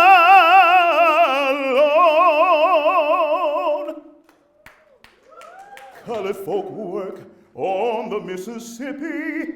Colored folk work while the white folk play, getting no rest from the dawn to the sunset, getting no rest till the judgment day. Let me go away from the Mississippi, let me go away from the white man boss. Show me that stream called the River Jordan. That's the old stream that I long to cross. Old Man River, that old man River, he must know something, but don't say nothing. He just keeps rolling, he keeps on rolling alone. He don't plant taters, he don't plant cotton, and them that plants them is soon forgotten. But old man River, he just keeps rolling along. You and me, we sweat and strain, bodies all aching and racked with pain. Tote that barge, lift that bale, get a little drunk, and we land in jail.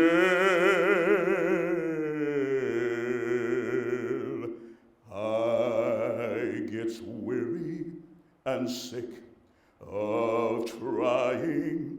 I'm tired of living and scared of dying. But old man River, he just keeps rolling along.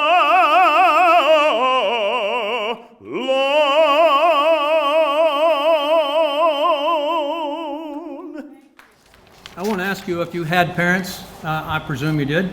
So, and many of you are parents, so that really, the whole issue affects all of us in the room. One thing I've noticed as the day has gone on is I have not been surprised. I wish I could tell you that something has shocked me. Unfortunately, it has not. And I have heard so many of these things before.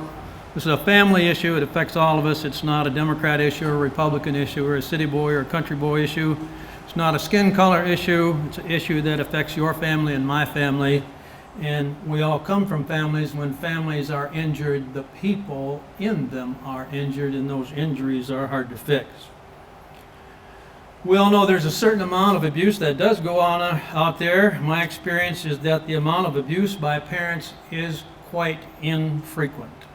But the amount of abuse inflicted by Child Protective Services and the courts and the foster care system is far, far more frequent. Often it is worse in intensity. We all love children. Normally parents love their children more than anyone else does.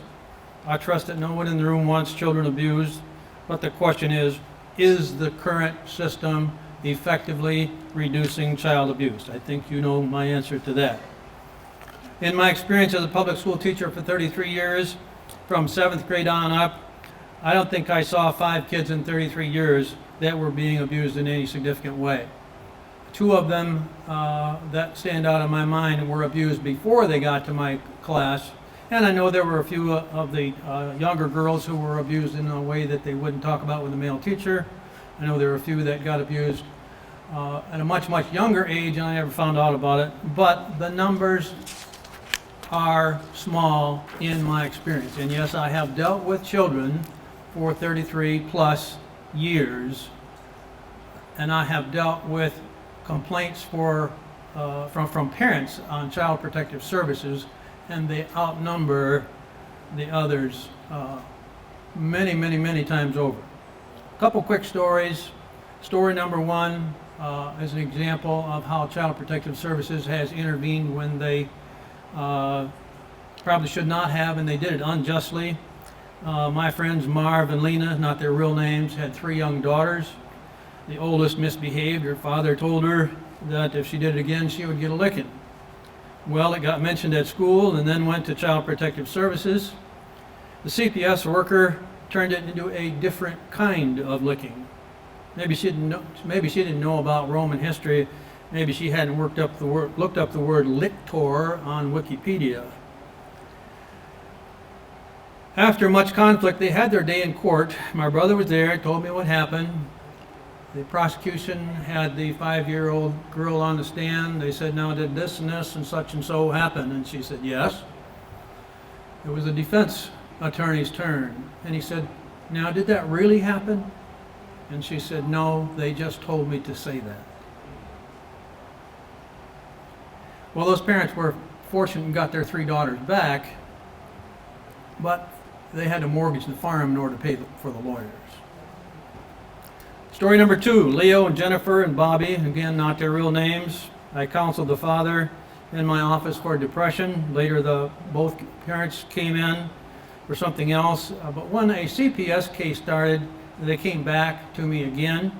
We went over their case. We went over their documents. I went to their attorney with them.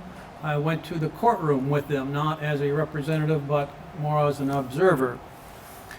There was a surprise in the courtroom. The CPS worker on the witness stand said that when the father's angry, he goes out and shoots off a gun. I was watching the body language of the others in the courtroom, and the mother was sitting there and her head was going sideways. And the father's head was going sideways. And the grandfather's head was tipped sideways, back and forth. And the grandmother, no, shaking her head. The father's attorney was leaning way back with a look of horror and surprise. Maybe he was being a little bit dramatic, but he definitely was surprised. I know the guy was an honest guy. The mother's attorney said, where did you get this information? And the caseworker says, from the boy. Well, it was a surprise to everyone else in court. Story number 3 is Mike's Hard Lemonade case. That could be quite long, but a father took his son to a Tiger ball game, bought a bottle of lemonade on the way, went to their seats. Security came along, called police. Police brought him to the medical facility at the stadium. He was tested. They sent him to the hospital in an ambulance. Hospital said he's clear to go. CPS said no, he can't go home. They wouldn't release him to the father. They wouldn't release him to the mother, who had not been at the stadium. They wouldn't release him to the aunts, one of which was a licensed social worker. Well, the thing they didn't know is that they tangled with the wrong people. Both of these parents were college professors, and they had friends who were college professors of law. And a suit happened, and the charges finally didn't get dismissed. The law got changed a little bit. It was Senate Bill 320. Rick Jones was a sponsor in the Michigan Senate. We lobbied on that for some changes in the bill. But why in the world were they doing this Barney Fife Act when, where was the wisdom of Sheriff Andy Taylor? Michigan is not Mayberry. That was the whole theme of the Andy Griffith show years ago. You can still pick it up on some of the other alternate stations, but it was a sheriff exercising some wisdom, being a friend and a servant. We don't have enough of that going on in Michigan. Some more stories. Several years ago, our Citizens for Parental Rights group was working with a state representative. We reserved the Mackinac room at the House of Representatives office building. We invited parents to come in, gave them 7 minutes apiece to tell their story. You could just get a taste of their story in 7 minutes. But the stories went on all morning and most of the afternoon. And lots of stories there. More stories. My friend Dennis Lawrence of Michigan for Parental Rights has recorded and shown 150 half-hour cable TV programs of parents telling about their story with Child Protective Services. There was an incident that happened a couple of years ago. Mike Cox used to be our Attorney General, and he was running for governor. And we caught up with him on the campaign trail, and our treasurer, and I talked with him briefly about some of the things that were going on. And he said something that was quite significant, it was quite spontaneous, seemed very, very open and honest. He said, "We're hearing these stories everywhere we go on the campaign trail." Well, another elected official has already been mentioned. That's Nancy Schaefer. She wrote a scathing report. She was an Alabama state senator, murdered in her bed, I believe it was. And her husband was dead also. They called it a murder-suicide. Lots of folks think not so. If you need more stories, I have a notebook full. If you need more stories, I have boxes of files at home. If you need more stories, there are books written, Child Abuse Industry, Guilty until proven innocent, taken into custody, and there's plenty more books out there.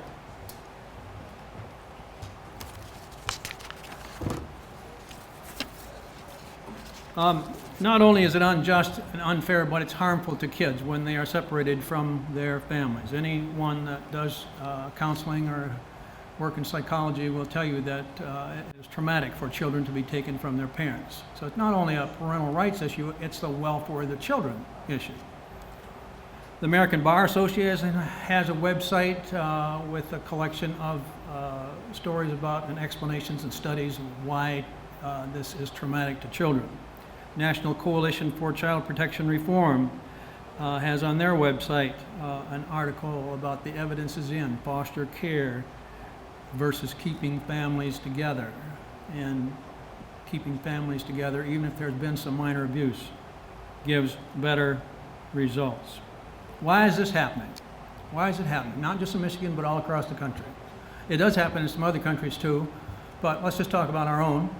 Why is it happening? Now, you and I can't look into the heart of each CPS worker or each judge and determine exactly what their motives are.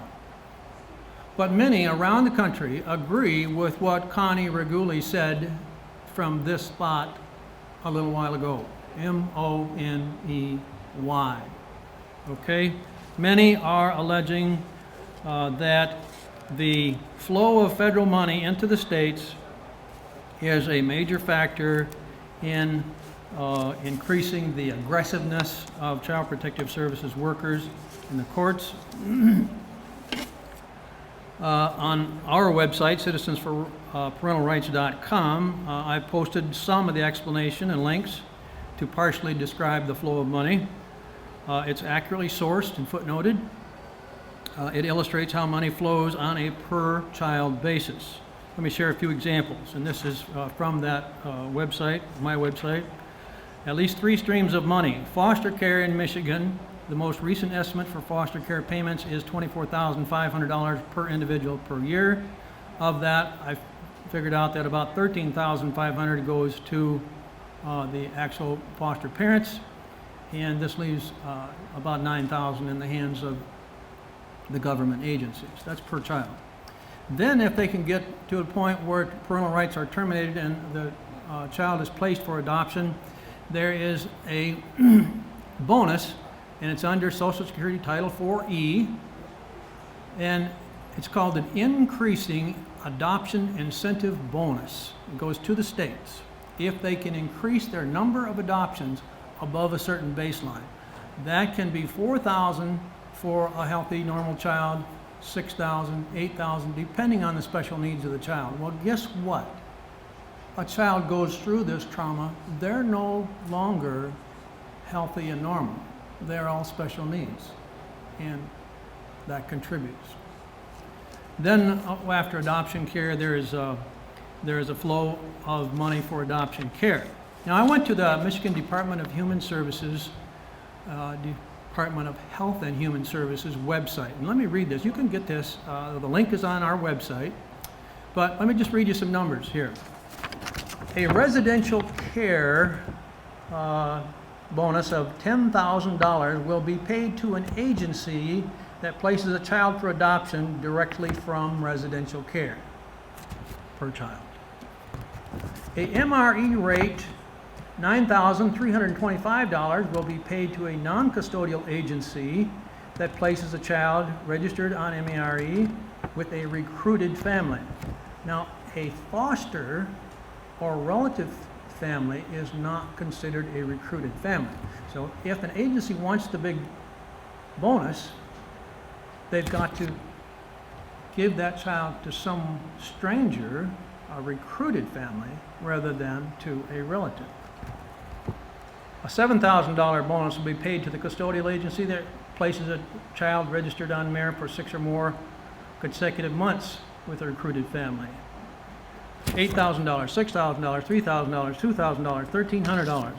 There's a flow of money that agencies get when they complete an adoption. Well, you know, if you've been in business or worked for a business, you've got to understand something. In order to sell a product, you've got to have a product coming in, and you've got to have an inventory.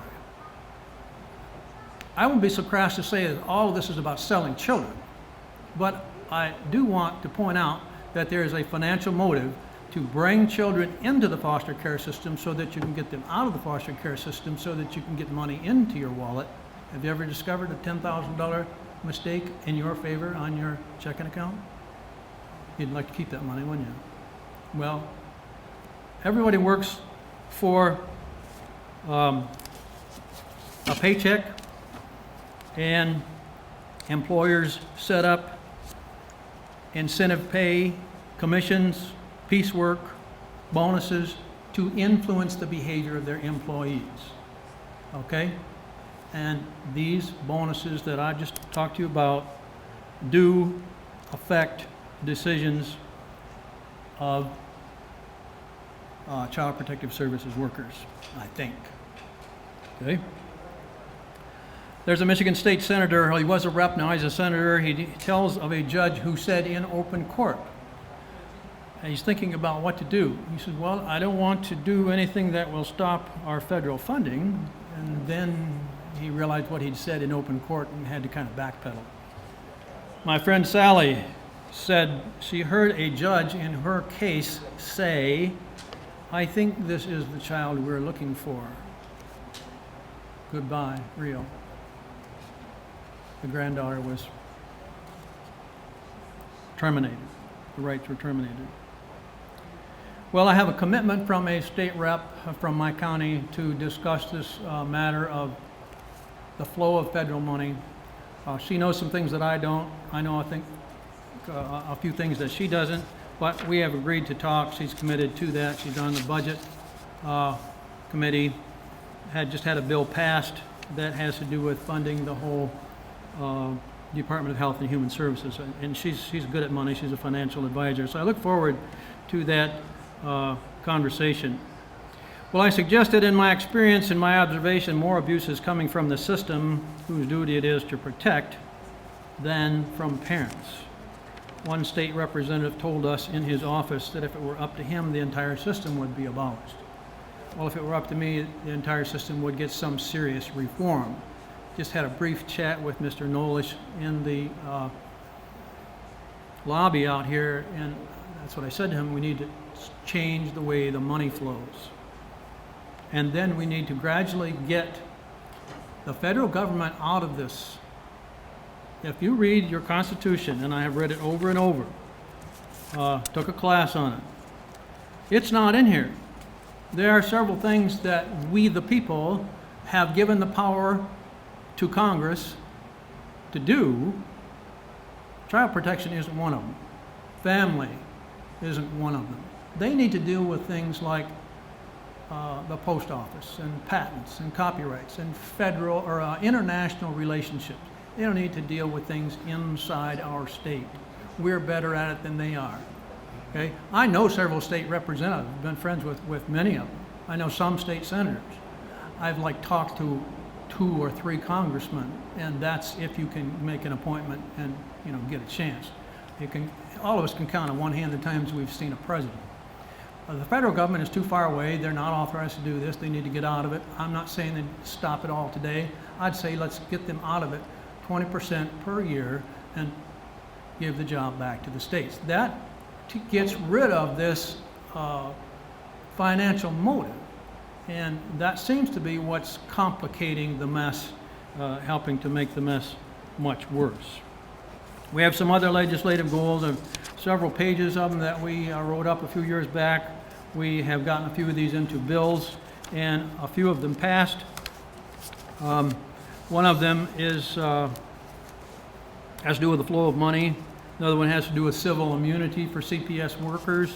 That needs to be eliminated if they intentionally lie. If they knowingly lie or knowingly present false evidence, they should not be immune from a civil suit. And wouldn't you like to have a lawyer work on that one on a commission basis? Wouldn't they work hard? And you get some fancy lawyers with big reputations, and they will solve this problem of false evidence and lies in court if we allow them to. They will do it. That's a small change, not hard. We would like to see video recording of child forensic interviews, and we want them presented to both sides of the case, and we want them presented to the judge and the jury. Sometimes you read something in the newspaper, and then you read something in another newspaper, and they're 2 different stories. Reporters don't always get it right.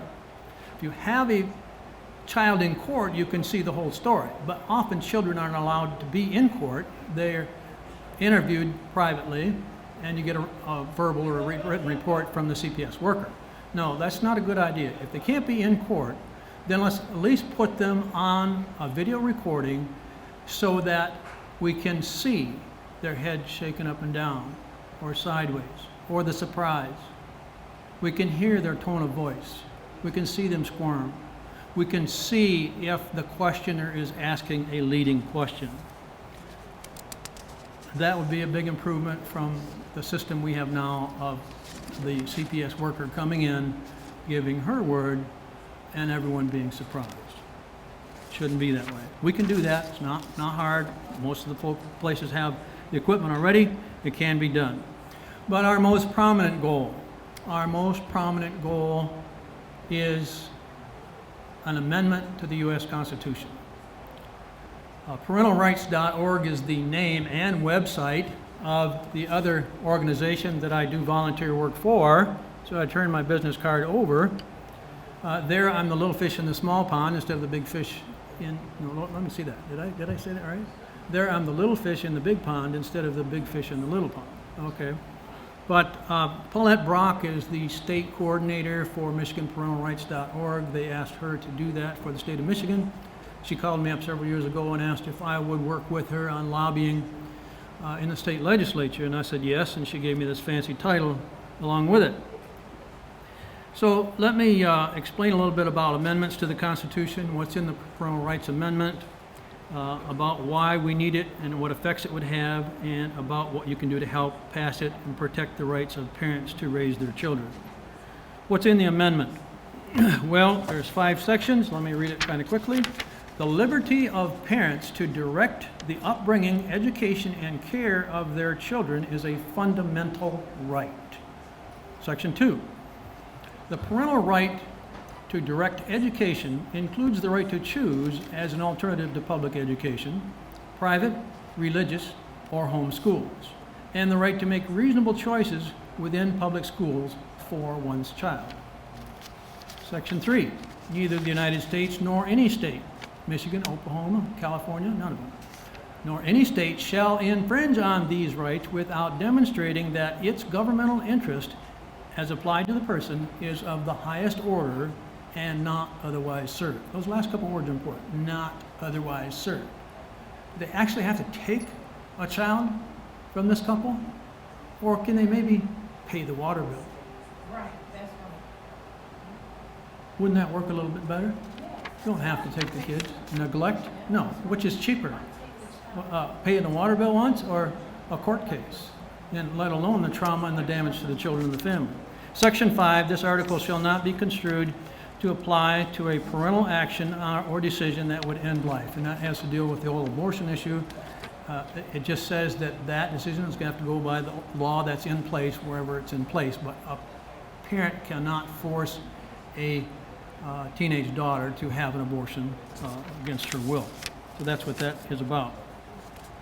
So what effects would it have?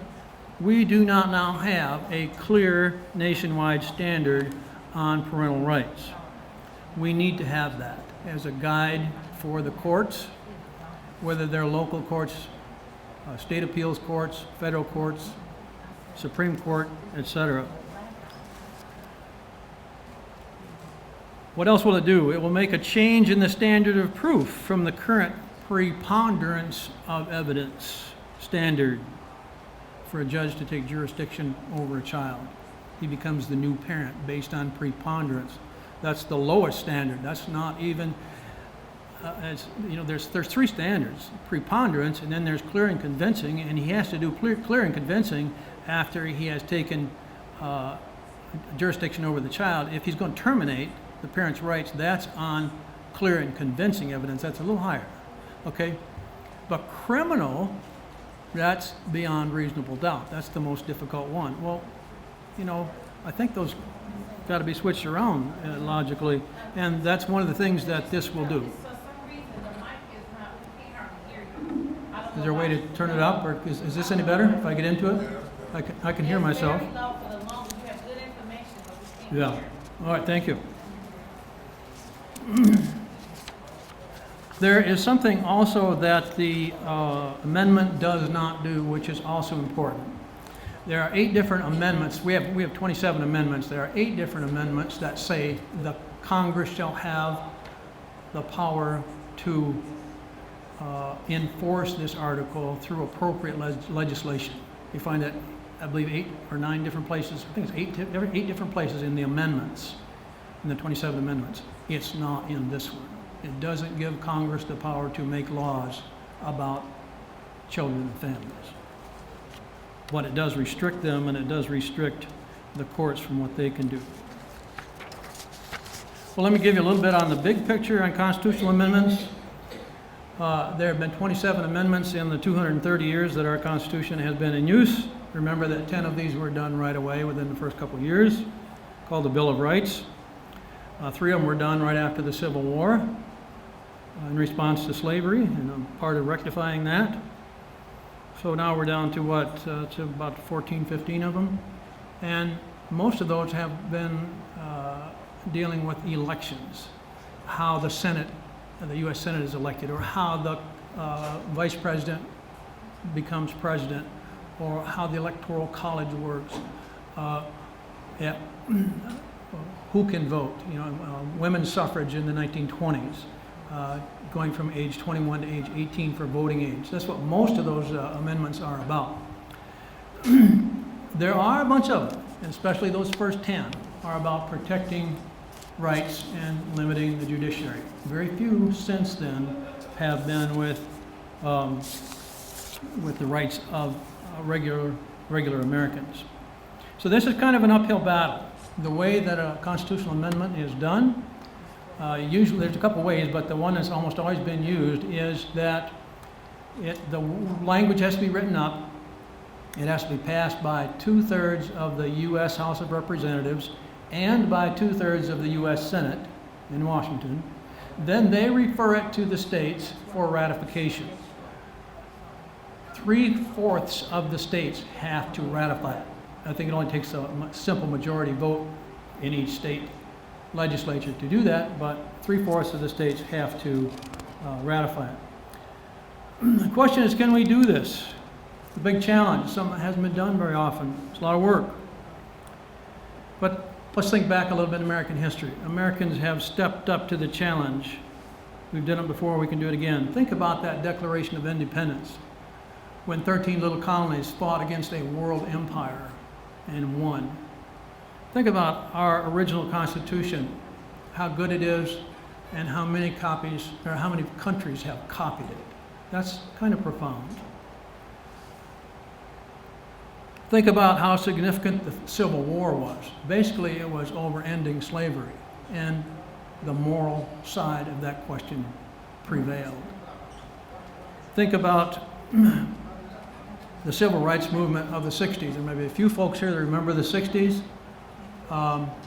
Martin Luther King Jr. was a leader in that. That was about Americans fixing a problem. We did it.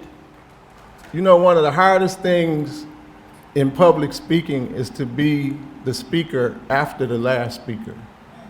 Anyhow, I had actually came with my dissertation prepared. My name is Kafense Chike. I'm kind of joking about the dissertation. I know we're short on time. My name is Kafense Chike, and I'm a professor of African American Studies. And thank you for the opportunity to be a part of this event. Before we move forward, let's say save the babies. Y'all ain't that tired. Say save the babies. Save the babies. Save the babies. In preparation for the talk that I had initially planned to give, which was a little longer, Debbie sent me a couple of videos that dealt with CPS and things like that. I don't have any real personal experiences with CPS, but what moved me as I was watching one of the videos as the gentleman, and he just so happened to be white, was talking about the intentions of CPS and giving pointers and tips on how to not be manipulated by CPS.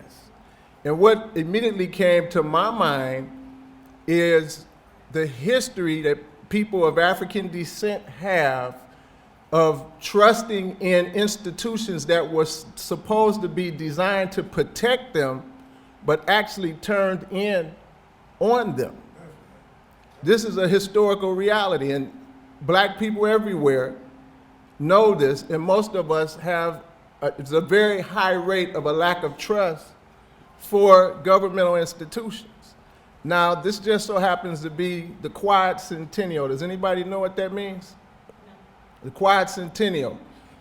2019 is the 400th year since the first enslaved African came to this country. Of course, it wasn't this country at that time.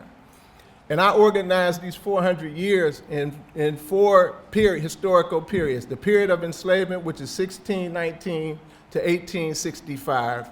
The period of sharecropping and convict leasing, which lasted from 1865 to the 1960s. And in the Jim Crow era, which lasts from 1896 to 1954.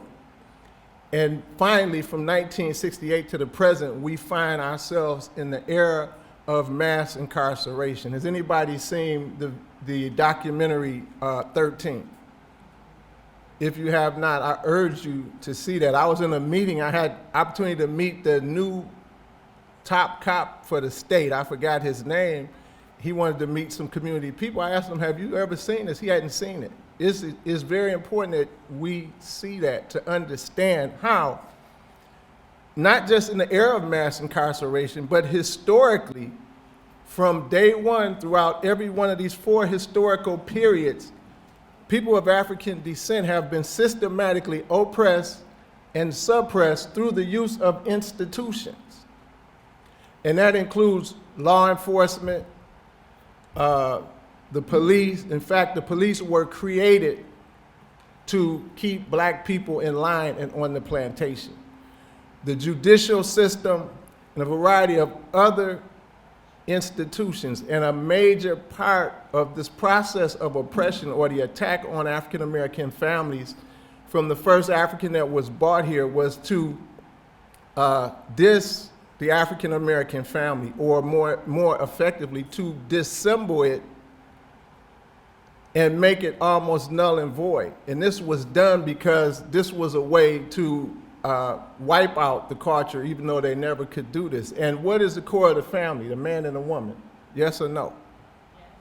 Oh, y'all, we're not in the same place, right? So there were very systematic and conscientious attacks on male and female roles gender roles. And I know that can be a touchy subject in the particular time period we live in, but during that time, gender roles were very clearly defined.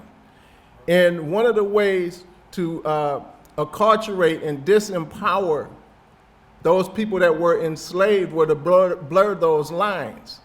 And of course, if the man and the woman who are ultimately the parents, if they're not clear on their role as men and women, particularly as it pertains to the family, how can they be effective parents? Does that make sense? So this begins the systematic attack on the African American family. And from the first, when we think of men, what do you think of? You think about a man that you want to marry. This is to the women. What words come to mind? What are the adjectives that come to mind? It's usually two: provider and protector. Yes, no, or maybe so. Well, from the first enslaved African that came here, moving forward, there were all kind of tactics, techniques put in place to ensure that black men could not do these things.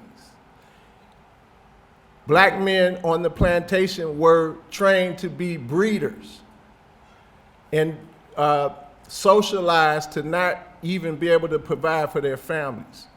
Women were socialized in a way to complement this or to also facilitate the needs of the oppressor and the enslaver. And this, in turn, degenerated their respect for each other and thus inhibited their ability to be effective parents. As a matter of fact, no such thing even existed during the era of enslavement.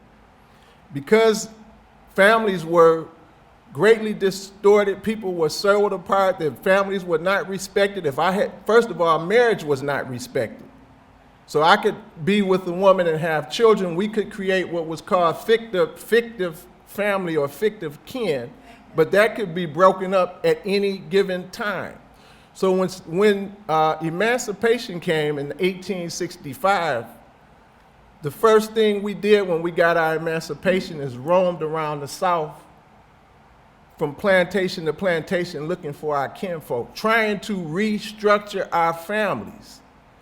And when slavery ended, the planters or the enslavers or the plantation owners had the same needs. They still needed people to pick the cotton and the tobacco. So they came up with a system of sharecropping. And they also came up with a system of convict leasing. And the way convict leasing worked, if you were arrested and they came up with all kind of laws to arrest black men and put them in jail, once you were in jail, you could be leased out to these plantation owners. So we see another systematic attack on African American men and another system used to distort or disrupt the building or rebuilding of African American families. I know I'm short on time, so I just move to the next period. Reconstruction was in that time frame. It lasted for 12 years, from 1865 to 1877, and this 12-year period exponentially showed more growth amongst African Americans since or before. More of us were elected into offices, more of us gained land, position of powers, and things like that. Reconstruction was sold out. It was major pushback against it. It ended in 1877. By 1896, we find ourselves in the Jim Crow era, which is nothing but another form of apartheid. This was another system that sought to disenfranchise African Americans. And it's important to know that women didn't have the right to vote when it was given in the 15th Amendment. I forget the date that women were actually given the right to vote, but with Jim Crow, a major focus of that was disenfranchisement or forbidding, coming up with all kinds of systematic ways to keep people from voting. Also, in every historical period, the roles of men and women in terms of being able to facilitate the perpetuation of the families, the building of strong families, was denied. Jim Crow lasted until 1954 with Brown versus Board of Education. About 24 years after that, no, not even 24, 14 years after that, we get mass incarceration. And mass incarceration, the era we're in now, shows us how the system used the penal system, the judicial system, the law enforcement agencies to incarcerate African American men at a higher rate than anybody else. I want to read just a couple of things out of the book, and I hope it encourages your heart to continue on your life journey. The day finally came for me not to be afraid to write about my life, tell my testimony, and give God the glory. I felt it isn't about myself. Rather, it is all about how He brought me through all my life's ups and downs. It is His story. There is so much for me to tell, and I can't tell it all. All I can do is tell the truth about my experiences and what I have had to learn from them through my eyes. At the time, I didn't truly understand why these things were happening. I often ask myself, why God, why me? I learned later when my eyes started to open on how God was preparing me all along to be able to handle what came later on in my life. He had a plan for me, and I didn't know the type of gift He was preparing me to receive. The gift came in the form of fivefold ministry. The scripture pertaining to fivefold ministry reads, "And He gave some apostles, and some prophets, and some evangelists, and some pastors and teachers, by perfecting of the saints for the work of ministry, for the edifying of the body of Christ." You find that in Ephesians 4:11. The Lord has prepared me to be a minister and a distributor of messages, helping others to see how He has prepared you and I with His plans. By praying, having faith, trusting Him, and believing in our relationship with Him, we can begin to see the connection He has with our life stories. I am hoping that by you reading this, His story through my eyes, my life's testimony, you can open your own eyes and give Him the glory of the testimonies in your life. And this is the last little bit. I really hope you take it to heart. And this is the words that I received from the Lord. And it says, He was preparing me or you. God has a plan. Can you see how? He prepared me to help others. Why God? Why me? Look where He brought me from. How He prepared me, learning by experiences. Just tell the truth. Don't be afraid. Can't tell it all. There are dots between the lines. There are lines between the dots. What is your real connection? Teaching by experiences. And I know you all today have learned so much. You got so much experiences. The Lord put this in your heart for a reason. He has a plan for each of your lives. And that is it. Thank you all.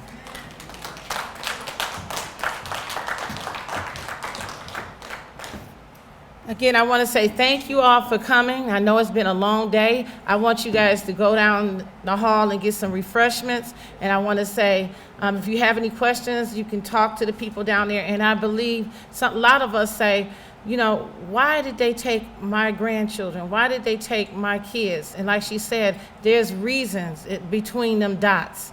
And so, but we got to take advantage of, because we on this earth only one time. And this is a message to us. This is our mission. They took our children, or they took our grandchildren, our nieces and nephews unethically, not within the law, but under color of law. So don't sit back and not do anything. We have to do something, and we can't just sit there. Like the lady said, you have to write to your legislators. You have to keep on going. You have to go to the meetings. We have to support each other, and we can't just look at color. We all are one. We, the higher power created all of us.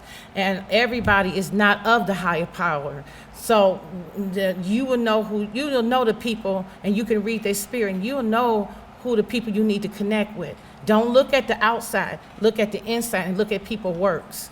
Thank you, and I love you.